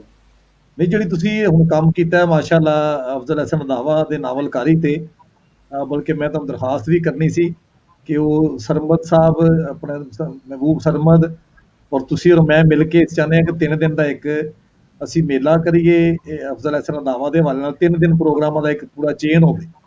ਔਰ ਪਹਿਲਾ ਪ੍ਰੋਗਰਾਮ ਕਿਉਂਕਿ ਤੁਹਾਡੇ ਕੋਲ ਸਲਾਹੀਅਤ ਵੀ ਹੈ, ਮੈਂ ਤੁਹਾਨੂੰ ਸਲੇਖ ਮੇਲਾ 'ਚ ਅਕਸਰ ਸੁਣਿਆ, ਤੁਹਾਨੂੰ ਉਸ ਮੰਚ ਤੇ ਵੀ, ਤੇ ਤੁਹਾਨੂੰ ਜਿਹੜੀ ਮਾਲਕ ਨੇ ਸਲਾਹ ਦਿੱਤੀ, ਤੁਸੀਂ ਵੈਸੇ ਵੀ ਪੰਜਾਬੀ ਦੀ ਕਰਦੇ ਹੋ ਹਰ ਦੋਸਤਾਂ ਨਾਲ, ਤੇ ਇਹ ਵੀ ਅਸੀਂ ਰਲ ਕੇ ਕਰਨੇ ਆ ਐਡੇ ਵੱਡੇ ਬੰਦੇ ਤੇ, ਕਿਉਂਕਿ ਤੁਸੀਂ ਨਾਵਲਕਾਰੀ ਤੇ ਲਿਖ ਕੇ ਬਹੁਤ ਸੋਹਣਾ ਕੰਮ ਕੀਤਾ। ਔਰ ਮੈਂ ਵੇਖਿਆ, ਬਲਕਿ ਦੁਨੀਆ ਦਾ ਇਹ ਰਿਵਾਜ ਹੈ ਕਿ ਜਿਹੜਾ ਬੰਦਾ ਦੁਨੀਆ ਤੋਂ ਟੁਰ ਜੇ, ਲੋਕ ਉਹਦੇ ਲਈ ਇਸ ਤੋਂ ਕੰਮ ਨਹੀਂ ਕਰਦੇ ਕਿ ਉਹਦੇ ਨਾਲ ਕੰਮ ਨਹੀਂ ਪੈਣਾ, ਲੇਕਿਨ ਟੁਰ ਗਿਆਂ ਦੀ ਗੱਲ ਕਰਨਾ ਇਹ ਸੂਰਮਿਆਂ ਦਾ ਕੰਮ ਹੈ। ਔਰ ਮੈਂ ਤੁਹਾਨੂੰ ਤੁਹਾਡਾ ਧੰਨਵਾਦੀ ਹਾਂ ਸਾਰੇ ਪੰਜਾਬੀਆਂ ਵੱਲੋਂ ਕਿ ਤੁਸੀਂ ਸਾਡੇ ਇੱਕ ਸੂਰਮੇ ਤੇ ਏਡੇ ਵੱਡੇ ਬੰਦੇ ਦੇ ਨਾਵਲਕਾਰੀ ਤੇ ਕੰਮ ਕੀਤਾ, ਉਹ ਕਿਤਾਬੀ ਸ਼ਕਲ ਸਾਡੇ ਸਾਹਮਣੇ ਆਇਆ। ਸਾਰੇ ਦੋਸਤ ਉਹ ਪੜ੍ਹਨਾ ਵੀ ਚਾਹੁੰਦੇ ਨੇ ਔਰ ਪੰਜਾਬੀਕਾ ਦੇ ਪੇਜ ਤੋਂ ਵੀ ਮੈਂ ਤੁਹਾਨੂੰ ਉਹਦਾ ਐਡਰੈਸ ਦੇ ਦੇਵਾਂਗਾ। ਔਰ ਆਜ਼ਾਦ ਭਾਈ ਨੇ ਉੱਤੇ ਆਫਰ ਦਿੱਤੀ ਹੈ ਕਿ 300 ਰੁਪਏ 'ਚ ਉਹਦੀ ਹਰ ਦੋਸਤ ਨੂੰ ਕਿਤਾਬ ਪਹੁੰਚ ਜਾਏਗੀ। ਡਾਕ ਖਰਚ ਸ਼ਾਇਦ ਇਹ ਆਪਣੇ ਵੱਲੋਂ ਕਰ ਰਹੇ ਨੇ, ਤੇ ਇਹ ਇੱਕ ਇਹਨਾਂ ਦੀ ਬੜੀ ਵੱਡਾ ਕੰਮ ਹੈ। ਤੇ ਮੈਂ ਚਾਹਾਂਗਾ ਆਜ਼ਾਦ ਭਾਈ ਤੁਸੀਂ ਦੱਸੋ ਕਿ ਜਿਹੜਾ ਇਹ ਤੁਸੀਂ ਪ੍ਰੋਗਰਾਮ ਕਰਦੇ ਪਏ ਸੋ ਪਹਿਲੇ ਕਵੀ ਤੇ ਕਿਤਾਬ, ਇਹ ਕਿੱਥੋਂ ਜੀ ਤੁਸੀਂ ਜੀ ਆਈਡੀਆ ਲਿਆ? ਤੁਸੀਂ ਉਹ ਬੜਾ ਮਕਬੂਲ ਹੋਇਆ ਲੋਕਾਂ 'ਚ, ਤੇ ਇਹ ਕਿੱਥੋਂ ਤੁਸੀਂ ਆਈਡੀਆ ਤੁਹਾਨੂੰ ਆਇਆ ਤੁਹਾਡੇ ਦੇਹ 'ਚ? ਅਸਲ ਵਿੱਚ ਇਹ ਆਈਡੀਆ ਤੇ ਬਹੁਤ ਪਹਿਲੇ ਅਸੀਂ ਡਿਸਕਸ ਕਰਦੇ ਹੁੰਦੇ ਸੀ। ਪੰਜਾਬੀ ਲਹਿਰ ਤੇ ਚੁੱਕੇ ਪਹਿਲੇ ਪ੍ਰੋਗਰਾਮ ਚੱਲਦੇ ਸੀ ਓਨਲੀ ਤਕਸੀਮ ਦੇ ਹਵਾਲੇ ਨਾਲ, ਵੰਡ ਦੇ ਦੁਕਾਨ ਦੇ ਹਵਾਲੇ ਨਾਲ, ਉਜਾੜੇ ਦੇ ਹਵਾਲੇ ਨਾਲ ਪ੍ਰੋਗਰਾਮ ਚੱਲਦੇ ਸੀ। ਤੇ ਨਾਸਰ ਦਾ ਖਿਆਲ ਸੀ ਕਿ ਅਸੀਂ ਇਹਨੂੰ ਇੱਕ ਟੀਵੀ ਚੈਨਲ ਵਾਲੇ ਪਾਸੇ ਲੈ ਕੇ ਜਾਈਏ ਪੰਜਾਬੀ ਲਹਿਰ ਨੂੰ, ਤੇ ਅਸੀਂ ਉੱਥੋਂ ਖਬਰਾਂ ਵੀ ਦਈਏ, ਅਸੀਂ ਉੱਥੋਂ ਇਹ ਜਿਹੜਾ ਲਿਟਰੇਚਰ ਤੇ ਵੀ ਕੰਮ ਕਰੀਏ। ਤੇ ਅਸੀਂ ਉਹ ਇਸ ਦੌਰਾਨ ਫਿਰ ਮੈਨੂੰ ਕੋਈ ਮੈਂ ਵੀ ਕੋਈ ਤਕਸੀਮ ਦੇ ਉੱਤੇ ਕੋਈ 2-4 ਪ੍ਰੋਗਰਾਮ ਕੀਤੇ, ਬਾਗ ਭਾਰਤ ਜਿਹੜੀ ਵੰਡ ਹੈ ਉਸ ਦੇ ਉੱਤੇ। ਲੇਕਿਨ ਚूंकि ਮੇਰੀ ਫੀਲਡ ਹੀ ਲਿਟਰੇਚਰ ਸੀ, ਤੇ ਉਹ ਫਿਰ ਮੈਨੂੰ ਇਹ ਸੂਟ ਕੀਤਾ ਕਿ ਮੈਂ ਕਿਉਂ ਨਾ ਉਹਨਾਂ ਲਿਖਾਰੀਆਂ ਦਾ ਮੌਕਫ ਜਿਹੜਾ ਹੈ ਉਹ ਲੋਕਾਂ ਦੇ ਸਾਹਮਣੇ ਪੇਸ਼ ਕਰਾਂ ਜਿਹੜੇ ਲੁਕਾਈ ਦੇ ਤਰਜਮਾਨ ਨੇ। ਕਿਉਂਕਿ ਅਸੀਂ ਜਦੋਂ ਦਾ ਲਿਖਾਰੀਆਂ ਨਾਲ ਰਜੂ ਕਰਨਾ ਛੱਡ ਦਿੱਤਾ ਹੈ, ਤੇ ਉਦੋਂ ਦੀ ਸਾਡੇ ਉਹ ਦਹਿਸ਼ਤਗਰਦੀ ਵੀ ਹੋ ਰਹੀ ਹੈ, ਉਦੋਂ ਦੀ ਸਾਡੇ ਜਿਹੜਾ ਉਹ ਬੇਅਮਨੀ ਵੀ ਹੈ, ਉਦੋਂ ਦੀ ਸਾਡੇ ਦਿਲਾਂ ਦੇ ਵਿੱਚ ਜਿਹੜੀ ਖੋਟ ਵੀ ਭਰੀ ਜਾ ਚੁੱਕੀ ਹੈ। ਮੈਂ ਸਮਝਦਾ ਕਿ ਜੇ ਸਮੇਂ ਵਿੱਚ ਜਿਹੜੇ ਆਰਟਿਸਟ ਨੇ, ਲਿਖਾਰੀ ਨੇ, ਕਲਾਕਾਰ ਨੇ, ਫਨਕਾਰ ਨੇ, ਉਹ ਹੀ ਇਸ ਹਬਸਜ਼ਦਾ ਜਿਹੜਾ ਇੱਕ ਗੁਟਨਜ਼ਦਾ ਜਿਹੜਾ ਮੁਆਸ਼ਰਾ ਹੈ ਉਹਦੇ ਵਿੱਚ ਕੋਈ ਉਮੀਦ ਦੀ ਕਿਰਨ ਵਿਖਾ ਸਕਦੇ ਨੇ, ਉਹਦੇ ਵਿੱਚ ਕੋਈ ਨਵਾਂਪਨ ਲਿਆ ਸਕਦੇ ਨੇ। ਤੇ ਉੱਥੋਂ ਮੈਨੂੰ ਇਹ ਆਈਡੀਆ ਆਇਆ ਕਿ ਬਜਾਏ ਇਸ ਦੇ ਕਿ ਮੈਂ ਵੀ ਦੂਸਰੇ ਲੋਕਾਂ ਦੀ ਵੇਖਾ ਵੇਖੀ ਜਿਹੜਾ ਉਹ ਆਪਣਾ ਤਕਸੀਮ ਦੇ ਹਵਾਲੇ ਨਾਲ ਮੁਖਤਲਿਫ ਬਾਬਿਆਂ ਦੇ ਇੰਟਰਵਿਊਜ਼ ਕਰਾਂ, ਤੇ ਮੈਂ ਫਿਰ ਉਹ ਜਿਹੜਾ ਉਸ ਨੂੰ ਲਿਟਰੇਚਰ ਵਾਲੇ ਪੱਖ ਵੱਲ ਲੈ ਕੇ ਆਇਆ। ਅੱਛਾ, ਤੁਹਾਡੀਆਂ ਕਿਤਾਬਾਂ ਉੱਧਰ ਵੀ ਛਪੀਆਂ ਨੇ, ਚੜ੍ਹਦੇ ਪੰਜਾਬ 'ਚ, ਗੁਰਮੁਖੀ 'ਚ ਵੀ? ਜੀ ਇਹ ਮੇਰੇ 3 ਨਾਵਲਟ ਨੇ ਜਿਹੜੇ ਜਿੰਦਰ ਨੇ ਛਾਪੇ ਸੀ। ਇਹ ਆਰਸੀ ਪਬਲਿਸ਼ਰਸ ਦਿੱਲੀ ਤੋਂ ਛਪੇ ਸਨ, 17 ਇੰਚ ਛਪ ਗਏ ਸੀ। ਉਸ ਤੋਂ ਬਾਅਦ ਰੰਧਾਵਾ ਸਾਹਿਬ ਵਾਲੀ ਕਿਤਾਬ ਅਜੇ ਫਾਈਨਲ ਨਹੀਂ ਸੀ ਹੋਈ, ਤੇ ਉਹ ਮੇਰੇ ਦੋਸਤ ਨੇ ਹਰਬੰਸ ਸਿੰਘ ਤਿਵਾਨ ਹੋਰੀ, ਤੇ ਉਹਨਾਂ ਦੀ ਬੜੀ ਸੱਦਰ ਸੀ ਕਿ ਮੈਂ ਇਹਦੇ ਕੋਈ ਆਰਟੀਕਲ ਜਿਹੜੇ ਉਹਨਾਂ ਨੂੰ ਭੇਜਾਂ। ਫਿਰ ਮੈਂ ਉਹਨਾਂ ਨੂੰ ਆਰਟੀਕਲ ਭੇਜੇ ਇਸ ਕਿਤਾਬ ਵਿੱਚੋਂ, ਪੂਰੀ ਕਿਤਾਬ ਨਹੀਂ ਲੇਕਿਨ ਇਸ ਕਿਤਾਬ ਦਾ ਕੁਝ ਹਿੱਸਾ। ਉਹਨਾਂ ਫਿਰ ਦਰਿਆਵਾਂ ਦਾ ਹਾਣੀ ਅਫਜ਼ਲ ਅਹਿਸਨ ਰੰਧਾਵਾ ਦੇ ਨਾਂ ਨਾਲ ਇਸ ਕਿਤਾਬ ਨੂੰ ਲੱਥਾ ਕੀਤਾ। ਪਹਿਲੇ ਹੀ ਸੀ ਤੁਸੀਂ, ਮੈਨੂੰ ਯਾਦ ਹੈ ਮੇਰੀ ਕਿਤਾਬ ਤੇ ਤੁਸੀਂ ਇੱਕ ਮਜ਼ਮੂਨ ਲਿਖਿਆ ਸੀ, ਉੱਧਰ ਛਪਿਆ ਸੀ। ਸਭ ਤੋਂ ਪਹਿਲੀ ਲਿਖਤ ਮੇਰੀ ਗੁਰਮੁਖੀ 'ਚ ਜਿਹੜੀ ਛਪੀ ਉਹ ਤੁਹਾਡੀ ਲਿਖੀ ਹੋਈ ਸੀ, ਤੇ ਉਧਰ ਤੁਹਾਡੇ ਨਾਲ ਸ਼ਨਾਖਤ ਜਾਣਦੇ ਨੇ। ਔਰ ਮੈਂ ਸਮਝਦਾ ਕੋਈ ਜ਼ਿਆਦਾ ਪੰਜਾਬੀ ਜ਼ਬਾਨ ਤੇ ਨਜ਼ਰ ਹੈ ਉੱਥੇ ਬਹੁਤ ਸਾਰੇ ਲੋਕਾਂ ਦੀ, ਤੇ ਕਿਉਂਕਿ ਸਰਕਾਰੀ ਦਰਬਾਰ ਉਹਨਾਂ ਦੀ ਜ਼ਬਾਨ ਪੜ੍ਹਦੇ ਵੀ ਨੇ। ਅੱਛਾ, ਮੈਂ ਇੱਕ ਹੋਰ ਤੁਹਾਡਾ ਜ਼ਾਤੀ ਸਵਾਲ ਹੈ ਕਿ ਜਿਵੇਂ ਜਮੀਲ ਪਾਲ ਸਾਹਿਬ, ਤੁਹਾਡੀ ਸ਼ਾਦੀ ਉਹਨਾਂ ਦੀ ਬੇਟੀ ਦੇ ਨਾਲ ਹੋਈ, ਔਰ ਉਹ ਸਾਡੇ ਇੱਕ ਆਈਡੀਅਲ ਨੇ, ਪੰਜਾਬੀ ਇੱਕ ਆਗੂ ਨੇ, ਔਰ ਹਰ ਪੰਜਾਬੀ ਲਿਖਣ ਪੜ੍ਹਨ ਵਾਲੇ ਦੇ। ਤੇ ਜਦੋਂ ਕੋਈ ਆਈਡੀਅਲ ਜਿਹੜਾ ਹੈ ਉਹ ਤੁਹਾਡੇ ਬਿਲਕੁਲ ਕਰੀਬ ਹੁੰਦਾ ਹੈ, ਇੱਕ ਬਾਪ ਦੀ ਜਗ੍ਹਾ, ਤੇ ਕੈਸਾ ਤੁਹਾਨੂੰ ਮਹਿਸੂਸ ਹੁੰਦਾ ਹੈ ਜਦੋਂ ਪੜ੍ਹਨਾ, ਦੂਰੋਂ ਦੇਖਣਾ, ਵਡਿਆਣਾ? ਤੇ ਉਹ ਮੇਰੇ ਲਈ ਤੇ ਬੜੇ ਜਿਹੜਾ ਉਹ ਇੱਜ਼ਤ ਔਰ ਬੜੇ ਆਨਰ ਤੇ ਬੜੇ ਕਹਿ ਲਓ ਕਿ ਇੱਕ ਆਦਰ ਦੀ ਗੱਲ ਸੀ। ਪਹਿਲੇ ਤੇ ਮੈਨੂੰ ਯਕੀਨ ਹੀ ਨਹੀਂ ਆਇਆ ਕਿ ਇੰਜ ਜਿਹੜਾ ਹੈ ਉਹ ਹੋ ਗਿਆ ਹੈ। ਤੇ ਫਿਰ ਮੈਨੂੰ ਮੇਰੇ ਦੋਸਤ ਅਫਸਰ ਸਾਹਿਬ ਦਾ ਫੋਨ ਆਇਆ ਕਿ ਇਜਾਜ਼ ਇੰਜ ਪਾਲ ਸਾਹਿਬ ਜਿਹੜੇ ਨੇ ਉਹ ਕਹਿ ਰਹੇ ਨੇ। ਤੇ ਮੈਨੂੰ ਯਕੀਨ ਮੰਨੋ ਕਿ ਮੇਰੇ ਲਈ ਉਹ ਦਿਨ ਸ਼ਾਇਦ ਜ਼ਿੰਦਗੀ 'ਚ ਸਭ ਤੋਂ ਜ਼ਿਆਦਾ ਖੁਸ਼ੀ ਦਾ ਦਿਨ ਸੀ ਕਿ ਉਹ ਲੋਕ ਜਿਨ੍ਹਾਂ ਨੂੰ ਅਸੀਂ ਪੜ੍ਹ ਕੇ, ਜਿਨ੍ਹਾਂ ਨੂੰ ਵੇਖ ਕੇ ਅਸੀਂ ਤੁਰਨਾ ਸਿੱਖਿਆ, ਜਿਨ੍ਹਾਂ ਦੀ ਉਂਗਲ ਫੜ ਕੇ ਤੁਰਨਾ ਸਿੱਖਿਆ, ਤੇ ਉਹ ਫਿਰ ਤੁਹਾਡੇ ਆਈਡੀਅਲ ਜਿਹੜੇ ਨੇ ਉਹ ਬਤੌਰ ਬਾਪ ਤੁਹਾਡੇ ਨਾਲ ਜਿਹੜਾ ਹੈ ਉਹਨਾਂ ਦਾ ਸੰਬੰਧ ਬਣੇ, ਤੇ ਉਹ ਮੇਰੇ ਲਈ ਬਹੁਤ ਹੀ ਅੱਛਾ ਸੀ। ਅੱਛਾ, ਕਿਉਂਕਿ ਮੈਂ ਦੇਖਿਆ ਜੀ ਸਾਡੀ ਭੈਣ ਨੇ ਵੀ ਕਿਤਾਬ ਉਹ ਕੋਈ ਕਹਾਣੀਆਂ ਦੀ ਅੰਗਰੇਜ਼ੀ 'ਚ, ਕੋਈ ਪੰਜਾਬੀ ਕਹਾਣੀਆਂ ਦੀ ਸ਼ਾਇਦ ਅੰਗਰੇਜ਼ੀ 'ਚ ਕੋਈ ਕਿਤਾਬ ਉਹਨਾਂ ਦੀ। ਹਾਂਜੀ, ਉਸਨੇ 3 ਕਿਤਾਬਾਂ ਛਪੀਆਂ ਹੋਈਆਂ ਨੇ। ਪਹਿਲੀ ਕਿਤਾਬ ਉਹਦੀ ਤਾਲਿਬ ਇਲਮੀ ਦੌਰ ਵਿੱਚ ਹੀ ਉਸ ਕੋਈ ਅੰਗਰੇਜ਼ੀ ਕਹਾਣੀਆਂ ਦੇ ਬਚਬਾਲਾਂ ਦੀਆਂ ਕਹਾਣੀਆਂ ਦਾ ਇੱਕ ਤਰਜਮਾ ਕੀਤਾ ਸੀ, ਜਿਹਨੂੰ ਕਦਰਪੋਸ਼ ਅਵਾਰਡ ਵੀ ਮਿਲਿਆ ਸੀ, ਜਾਦੂ ਦਾ ਬੁਰਸ਼। ਇੱਕ ਤਹਿਕੀਕੀ ਕੰਮ ਹੈ ਵਹਦਤੁਲ ਵਜੂਦ ਬੁੱਲੇ ਸ਼ਾਹ ਵਰਡਸਵਰਥ ਉੱਤੇ, ਉਹ ਕਿਤਾਬ ਛਪੀ ਹੈ। ਪੰਜਾਬੀ ਖੋਜਗਰ ਇਕਬਾਲ ਕੈਸਰ ਹੋਰਾਂ ਦੀ ਕਿਤਾਬ ਛਪੀ। ਫਿਰ ਲੇਟੈਸਟ ਕੋਈ ਉਹਨੇ ਕੋਈ ਕਹਾਣੀਆਂ ਜਿਹੜੀਆਂ ਨੇ ਪੰਜਾਬੀ ਦੀਆਂ 94 ਕਹਾਣੀਆਂ ਜਿਹੜੀਆਂ ਨੇ ਕੋਈ 10-15, ਉਹਨਾਂ ਦੇ ਉੱਤੇ ਇੱਕ ਕਿਤਾਬ ਜਿਹੜੀ ਫ੍ਰੈਗਰੈਂਸ ਆਫ ਸੋਲ। ਵਾਹ! ਅੱਛਾ, ਟ੍ਰਾਂਸਲੇਸ਼ਨ ਮੁਖਤਲਿਫ ਲੋਕਾਂ ਦੀ ਹੈ ਜੀ ਟ੍ਰਾਂਸਲੇਸ਼ਨ? हाँ जी, ट्रांसलेशन है मुख्तलिफ लोगों की, 10-15 कहानियां ने, एक एक ਜੀ कहानी ਬਹੁਤ ਅੱਛਾ ਕੰਮ ਹੈ ਜੀ, ਬਹੁਤ ਹੀ ਅੱਛਾ। ਮੈਂ ਇਹ ਦੱਸੋ ਤੁਸੀਂ ਦੋਵੇਂ ਲੋਕ ਲਿਖਾਰੀ ਹੋ, ਤੇ ਉਹ ਤਾਂ ਕਹਿੰਦੇ ਜੀ। ਲਿਖਾਰੀ ਜ਼ਰਾ ਇੱਕ ਆਈਡਲਿਸਟਿਕ ਜ਼ਿੰਦਗੀ 'ਚ ਰਹਿੰਦਾ ਹੈ, ਇੱਕ ਤਸਵਰਾਤੀ ਜ਼ਿੰਦਗੀ 'ਚ, ਤੇ ਕੈਸਾ ਲੱਗਦਾ ਹੈ ਦੋਵੇਂ ਜੀ ਹੀ ਘਰ 'ਚ ਲੋਕ ਲਿਖਣ ਵਾਲੇ ਹੋਣ ਤੇ ਕੈਸਾ ਮਾਹੌਲ ਤੁਹਾਨੂੰ ਫੀਲ ਹੁੰਦਾ ਹੈ? सब तो अच्छा तो है कि फिर इस तरह लड़ाई नहीं होंगी ਵਾਹ ਵਾਹ ਵਾਹ। ਕਿ ਦੋਨੇ ਆਪਣੇ ਜਿਹੜੇ ਉਹ ਤਕਨੀਕੀ ਮਹਿਵਰ ਜਿਹੜਾ ਉਹਦੇ ਵਿੱਚ ਉਸ ਨਿਊਕਲੀਅਸ ਵਿੱਚ ਖੁੱਬੇ ਰਹਿੰਦੇ ਆ, ਘਰ ਦੇ ਕੰਮਾਂ ਕਾਰਾਂ ਤੋਂ ਫਾਰਗ ਜਦੋਂ ਹੁੰਦੇ ਆ ਤੇ ਉਹ ਆਪਣੀਆਂ ਯਾਨੀ ਕਿ ਉਹ ਜਿਹੜੀਆਂ ਉਹਦੀਆਂ ਤਕਨੀਕੀ ਰੁਝਾਨ ਹੈ ਜਾਂ ਕੋਈ ਕੰਮ ਹੈ ਜਾਂ ਕੋਈ ਕਿਤਾਬ ਪੜ੍ਹਨੀ ਹੈ, ਨਾਵਲ ਪੜ੍ਹਨੀ ਹੈ। ਫਿਰ ਦੂਸਰਾ ਇਹਦੇ ਵਿੱਚ ਵਿਚਾਰ ਵਟਾਂਦਰਾ ਬਹੁਤ ਹੈ ਕਿ ਅਸੀਂ ਕੋਈ ਵੀ ਕਿਤਾਬ ਪੜ੍ਹਦੇ ਹਾਂ, ਅਗਰ ਬੇਗਮ ਕੋਈ ਕਿਤਾਬ ਪੜ੍ਹਦੀ ਹੈ ਜਾਂ ਮੈਂ ਕੋਈ ਕਿਤਾਬ ਪੜ੍ਹਦਾ, ਤੇ ਉਹ ਅਸੀਂ ਫਿਰ ਇੱਕ ਦੂਸਰੇ ਨਾਲ ਉਹ ਸਾਂਝੀ ਵੀ ਕਰ ਲੈਂਦੇ ਹਾਂ, ਉਹਦੇ ਤੇ ਡਿਸਕਸ਼ਨ ਵੀ ਕਰ ਲੈਂਦੇ ਹਾਂ। ਤੇ ਉਹ ਇੰਝ ਬਹੁਤ ਸਾਰੀਆਂ ਚੀਜ਼ਾਂ ਜਿਹੜੀਆਂ ਨੇ ਉਹ ਡਿਸਕਸ਼ਨ ਕਰਨ ਨਾਲ ਵੀ ਬੰਦੇ ਦੇ ਅੰਦਰ ਨਿੱਤਰ ਜਾਂਦੀਆਂ ਨੇ। ਜੀ ਬੜਾ ਅਹਿਮ ਤੁਸੀਂ ਦੱਸਿਆ ਜੀ, ਕਿ ਕਿਉਂਕਿ ਇੱਕ ਦੂਜੇ ਤੁਸੀਂ ਮਸਲੇ ਸਮਝਦੇ ਹੋ, ਇੱਕ ਦੂਜੇ ਨੂੰ ਜੀ, ਜੀ। ਮਾਹੌਲ ਤੁਸੀਂ ਫਰਾਹਮ ਕਰਦੇ ਹੋ ਲਿਖਣ ਪੜ੍ਹਨ ਦਾ, ਤੇ ਫਿਰ ਤੁਸੀਂ ਦੋਨੋਂ ਉਸਤਾਦ ਵੀ, ਉਹ ਵੀ ਪੜ੍ਹਾਉਂਦੇ ਨੇ ਕਾਲਜ, ਤੁਸੀਂ ਵੀ ਪੜ੍ਹਾਉਂਦੇ ਹੋ, ਤੇ ਜਿਹੜਾ ਵਰਕਿੰਗ ਕਪਲ, ਇਹ ਕੰਮ ਕਰਨ ਵਾਲਾ ਜੋੜਾ ਜਿਹੜਾ ਹੈ, ਇਹ ਘਰ ਫਿਰ ਸਫਰ ਨਹੀਂ ਕਰਦਾ, ਘਰ ਦੇ ਮਾਮਲਾਤ ਫਿਰ ਮੁਸ਼ਕਲ ਹੋ ਜਾਂਦੇ ਨੇ? ਨਹੀਂ ਘਰ ਦੇ ਤੇ ਕੋਈ ਮਾਮਲਾਤ ਮੁਸ਼ਕਲ ਨਹੀਂ ਹੁੰਦੇ। ਅਲਬੱਤਾ ਇਹ ਹੈ ਕਿ ਉਹ ਜਿਹੜਾ ਵਿਹਲੇ ਪਾਣੀ ਚ ਤੇ ਜਿਹੜਾ ਉਹ ਕਈ ਹੁੰਦੇ ਨਾ ਲੋਕ ਕੰਨਾਂ ਦੇ ਕੱਚੇ, ਤੇ ਉਹ ਇੱਧਰ ਉੱਧਰ ਦੀਆਂ ਗੱਲਾਂ ਸੁਣਨ ਵਿੱਚ ਉਹ ਆਪਣਾ ਜੀਵਨ ਜਿਹੜਾ ਉਗਾੜ ਲੈਂਦੇ ਨੇ, ਉਹਦਾ ਟਾਈਮ ਨਹੀਂ ਮਿਲਦਾ। ਯਾਨੀ ਉਹ ਹਰ ਟਾਈਮ ਹੀ ਚੁੱਕੇ ਰੁੱਝੇ ਰਹਿਣਾ। ਪਹਿਲੇ ਅਸੀਂ ਆਪਣੀ ਜੌਬ ਤੇ ਜਾਂਦੇ ਹਾਂ, ਫਿਰ ਵਾਪਸ ਆਉਂਦੇ ਹਾਂ, ਆਣ ਕੇ ਕਰਦੇ ਕੰਮ ਕਾਰ, ਫਿਰ ਸ਼ਾਮ ਨੂੰ ਬਜਾਏ ਅਸੀਂ ਕਿ ਕੋਈ ਫਿਲਮ ਵੇਖਣ ਬਹਿ ਜਾਈਏ ਜਾਂ ਅਸੀਂ ਉਹ ਆਪਣੀ ਕਿਤਾਬ ਕੋਈ ਪੜ੍ਹ ਲੈਂਦੇ ਹਾਂ, ਕੋਈ ਇੱਕ ਦੂਸਰੇ ਨਾਲ ਡਿਸਕਸ਼ਨ ਕਰ ਲੈਂਦੇ, ਤੇ ਉਹ ਸਾਨੂੰ ਫਿਰ ਉਹ ਵੇਲਾ ਜਿਹਦੇ ਵਿੱਚ ਯਾਨੀ ਕਿ ਅਸੀਂ ਬਹੁਤ ਸਾਰੀਆਂ ਬੁਰਾਈਆਂ ਦਾ ਸ਼ਿਕਾਰ ਹੋ ਸਕਦੇ ਹਾਂ, ਉਹ ਨਹੀਂ ਮਿਲਦਾ। ਇਹ ਜੀ ਜੋੜਾ ਸਾਡੇ ਲਈ ਤੇ ਬੜਾ ਮਾਣਯੋਗ ਹੈ ਕਿ ਦੋਨੋਂ ਹੀ ਮਾਂ ਬੋਲੀ ਦੇ ਸੇਵਕ ਨੇ, ਔਰ ਜਮੀਲ ਪਾਲ ਸਾਹਿਬ ਸਾਡਾ ਸਾਰਿਆਂ ਦਾ ਫਖਰ ਨੇ। ਤੇ ਮੈਂ ਸਰ ਚਾਹਾਂਗਾ ਕਿ ਹੁਣੇ ਜਿਹੜਾ ਵਕਤ ਦੇ ਸਾਨੂੰ ਨੇੜੇ ਪਤਾ ਹੀ ਨਹੀਂ ਚੱਲਾ, ਗੱਲਬਾਤ ਜਿਹੜੀ ਸੋਹਣੀ ਗੱਲਬਾਤ ਟੁਰ ਰਹੀ ਹੈ ਤੁਹਾਡੇ ਨਾਲ, ਤੇ ਵਕਤ ਦਾ ਅਹਿਸਾਸ ਨਹੀਂ ਹੋਇਆ, ਤੇ ਕੋਈ ਨਜ਼ਮ ਆਪਣੀ ਇੱਕ ਸਾਂਝੀ ਕਰੋ ਜਾਂਦਿਆਂ ਜਾਂਦਿਆਂ, ਤਾਂ ਕਿ ਸਾਡੇ ਸੁਣਨ ਵਾਲਿਆਂ ਨੂੰ ਅਸੀਂ ਕੋਈ ਚੀਜ਼ ਇੱਕ ਹੋਰ ਤੁਹਾਡੇ ਕੋਲੋਂ ਸੁਣ ਲਈਏ। ਜੀ ਜ਼ਰੂਰ। ਇੱਕ ਗੀਤ ਜਿਹੜਾ ਨਾ ਉਹ ਤੁਹਾਡੇ ਨਾਲ ਸਾਂਝਾ ਕਰਦਾ ਕਿ ਤੇਰੇ ਵਿਹੜੇ ਵਿੱਚ ਉੱਗੇ ਪੀਲੇ ਨਿੰਬੂਆਂ ਦਾ ਬੂਟਾ, ਤੇਰੇ ਹੱਥਾਂ ਉੱਤੇ ਖਿੜੇ ਨਵੀਂ ਰੁੱਤ ਦਾ ਖੁਮਾਰ। ਵਾਹ, ਤੁਸੀਂ ਤਰੰਨਮ ਨੂੰ ਵੀ ਪੜ੍ਹ ਲੈਂਦੇ ਸੋ, ਮੇਰਾ ਖਿਆਲ ਹੈ ਤੁਹਾਡੇ ਦੋਸਤ ਸ਼ਰਾਜ਼ ਸਾਹਿਬ ਦੇ ਕੋਲ ਬੈਠੇ ਤਾਂ ਨਹੀਂ ਕਿਉਂ ਲੋਕਾਂ ਦੀ ਸਮਾਂ ਪ੍ਰਾਪਤੀ ਕਰਾਣੀ ਜੇ ਮੇਰੇ ਕੋਲੋਂ ਗਵਾ ਕੇ ਪੜਾ। ਅੱਛਾ,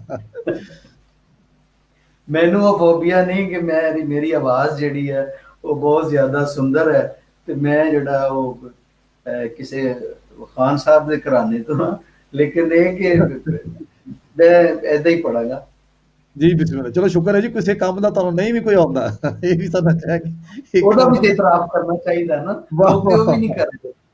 ਜੀ ਜੀ ਜੀ, ਕੀ ਬਾਤ ਜੀ। ਬਿਸਮਿਲ੍ਲਾ।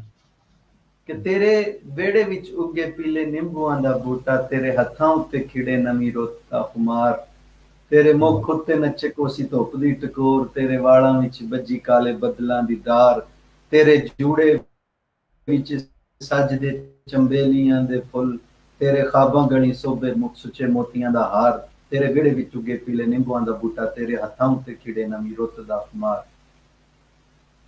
ਵਾਹ। ਤੇਰੇ ਬੁੱਲਾਂ ਉੱਤੇ ਬੈਠੀ ਮਿਹਰਬਾਨੀ, ਤੇਰੇ ਬੁੱਲਾਂ ਉੱਤੇ ਬੈਠੀ ਲਵੀ ਸਦੀਆਂ ਦੀ ਚੁੱਪ, ਤੇਰੇ ਦਿਲ ਦੇ ਬਨੇਰੇ ਤੇਰੀ ਅੱਖ ਦੇ ਸਵਾਲ, ਤੇਰੇ ਸੂਰਜਾਂ ਦੇ ਹੱਥ ਨਵੀਂ ਰਸ਼ਮਾਂ ਦੀ ਡੋਰ, ਤੇਰੀ ਮਿੱਟੀ ਵਿੱਚ ਮਹਿਕੇ ਨਿਤ ਸੰਦੂਰ ਤੇ ਗੁਲਾਲ, ਤੇਰੇ ਕੰਨਾਂ ਵਿੱਚ ਖੇਡੇ ਰੋਜ਼ ਬਾਰਿਸ਼ਾਂ ਦਾ ਸ਼ੋਰ, ਤੇਰੇ ਰੋਸਿਆਂ ਚ ਬੱਧੇ ਕਈ ਹੜ੍ਹ ਤੇ ਭੁਚਾਲ, ਤੇਰੇ ਵਿਹੜੇ ਵਿੱਚ ਉੱਗੇ ਪੀਲੇ ਨਿੰਬੂਆਂ ਦਾ ਬੂਟਾ, ਤੇਰੇ ਹੱਥਾਂ ਉੱਤੇ ਖਿੜੇ ਨਵੀਂ ਰੁੱਤ ਦਾ ਖੁਮਾਰ।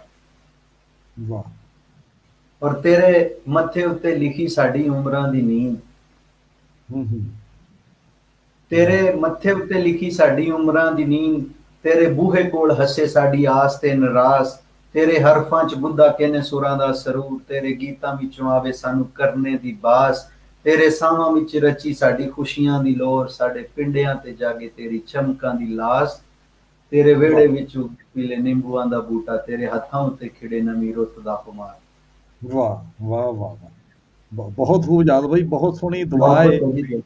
ਅੱਛਾ, ਮੈਂ ਚਾਹਾਂਗਾ ਕਿ ਤੁਸੀਂ ਆਖਰੀ ਜਿਹੜੇ 1-2 ਮਿੰਟ ਨੇ ਸਾਡੇ ਸੁਣਨ ਵਾਲੇ ਦੁਨੀਆ ਭਰ ਚੋਂ ਪੰਜਾਬੀ ਪਿਆਰੇ ਸੁਣ ਰਹੇ ਨੇ, ਉਹਨਾਂ ਦੀ ਕੋਈ ਪੈਗਾਮ ਤੁਸੀਂ ਦੇਣਾ ਚਾਹੋ, ਕੋਈ ਸੁਨੇਹਾ, ਕੋਈ ਗੱਲ ਜਿਹੜੀ ਵੈਸੇ ਤੁਹਾਡੀ ਹਰ ਗੱਲ 'ਚ ਇੱਕ ਪੈਗਾਮ ਹੈ ਹਰ ਲਿਖਤ ਦੇ ਵਿੱਚ, ਲੇਕਿਨ ਅਗਰ ਤੁਸੀਂ ਰਸਮਣ ਵੀ ਕੋਈ ਗੱਲ ਨਾਲ ਕਰਨਾ ਚਾਹੋ ਤਾਂ ਸਾਡੇ ਲਈ ਬੜਾ ਅੱਛਾ ਹੋਏਗਾ। ਜੀ ਮੈਂ ਸਿਰਫ ਇਹ ਗੱਲ ਕਹਿਣੀ ਚਾਹਾਂਗਾ ਕਿ ਜੋ ਸਾਡਾ ਅਸਲ ਹੈ, ਜੋ ਸਾਡੀ ਜੜ ਹੈ, ਉਹ ਉਸ ਨੂੰ ਨਹੀਂ ਭੁੱਲਣਾ ਕਦੇ ਵੀ। ਜ਼ਿੰਦਗੀ 'ਚ ਤੁਸੀਂ ਕਿਸੇ ਵੀ ਫੀਲਡ ਵਿੱਚ ਤੁਸੀਂ ਆਕਾ ਬਣ ਜਾਓ, ਤੁਸੀਂ ਗੁਲਾਮ ਰਹਿ ਜਾਓ, ਤੁਸੀਂ ਉਸ ਜੜ ਨੂੰ, ਉਸ ਅਸਲ ਨੂੰ ਨਹੀਂ ਭੁੱਲਣਾ ਬਿਲਕੁਲ ਵੀ, ਕਿਉਂਕਿ ਉਹੀ ਅਸਲ ਜਿਹੜੀ ਹੈ, ਉਹੀ ਤੁਹਾਡੀ ਸ਼ਨਾਖਤ ਹੈ, ਉਹੀ ਤੁਹਾਡੀ ਪਛਾਣ ਹੈ। ਮਤਲਬ ਮੇਰਾ ਪੰਜਾਬੀ ਹੋਣ ਹੀ ਮੇਰਾ ਪਛਾਣ ਹੈ, ਮੇਰਾ ਪੰਜਾਬੀ ਹੋਣ ਜਿਹੜਾ ਹੈ ਉਹ ਮੇਰੀ ਬੋਲੀ ਹੀ ਮੇਰੀ ਪਛਾਣ ਹੈ। ਲਿਹਾਜ਼ਾ ਕਦੀ ਇਹ ਘਬਰਾਉਣਾ ਨਹੀਂ ਹੈ ਕਿ ਅਸੀਂ ਸ਼ਾਇਦ ਦੁਨੀਆ ਦੇ ਪਿਛੜੇ ਹੋਏ ਲੋਕ ਹਾਂ, ਸਾਡੇ ਤੋਂ ਵੀ ਜ਼ਿਆਦਾ ਪਿਛੜੇ ਹੋਏ ਲੋਕ ਜਿਹੜੇ ਨੇ ਇਸ ਦੁਨੀਆ ਵਿੱਚ ਵਸਦੇ ਨੇ, ਪਰ ਇਹ ਕਿ ਸਭ ਤੋਂ ਪਹਿਲੇ ਸਾਡੀ ਸ਼ਨਾਖਤ, ਸਾਡੀ ਬੋਲੀ ਹੈ। ਉਸ ਬੋਲੀ ਨੂੰ ਅਸੀਂ ਜਿਤਨਾ ਵੀ ਆਪਣੀ ਹਯਾਤੀ ਵਿੱਚ ਮਾਣ ਸਨਮਾਨ ਸਤਿਕਾਰ ਦੇ ਸਕਦੇ ਹਾਂ, ਉਹ ਆਪਣਾ ਆਪਣਾ ਹਿੱਸਾ ਪਾਣਾ। ਵਾਹ ਵਾਹ।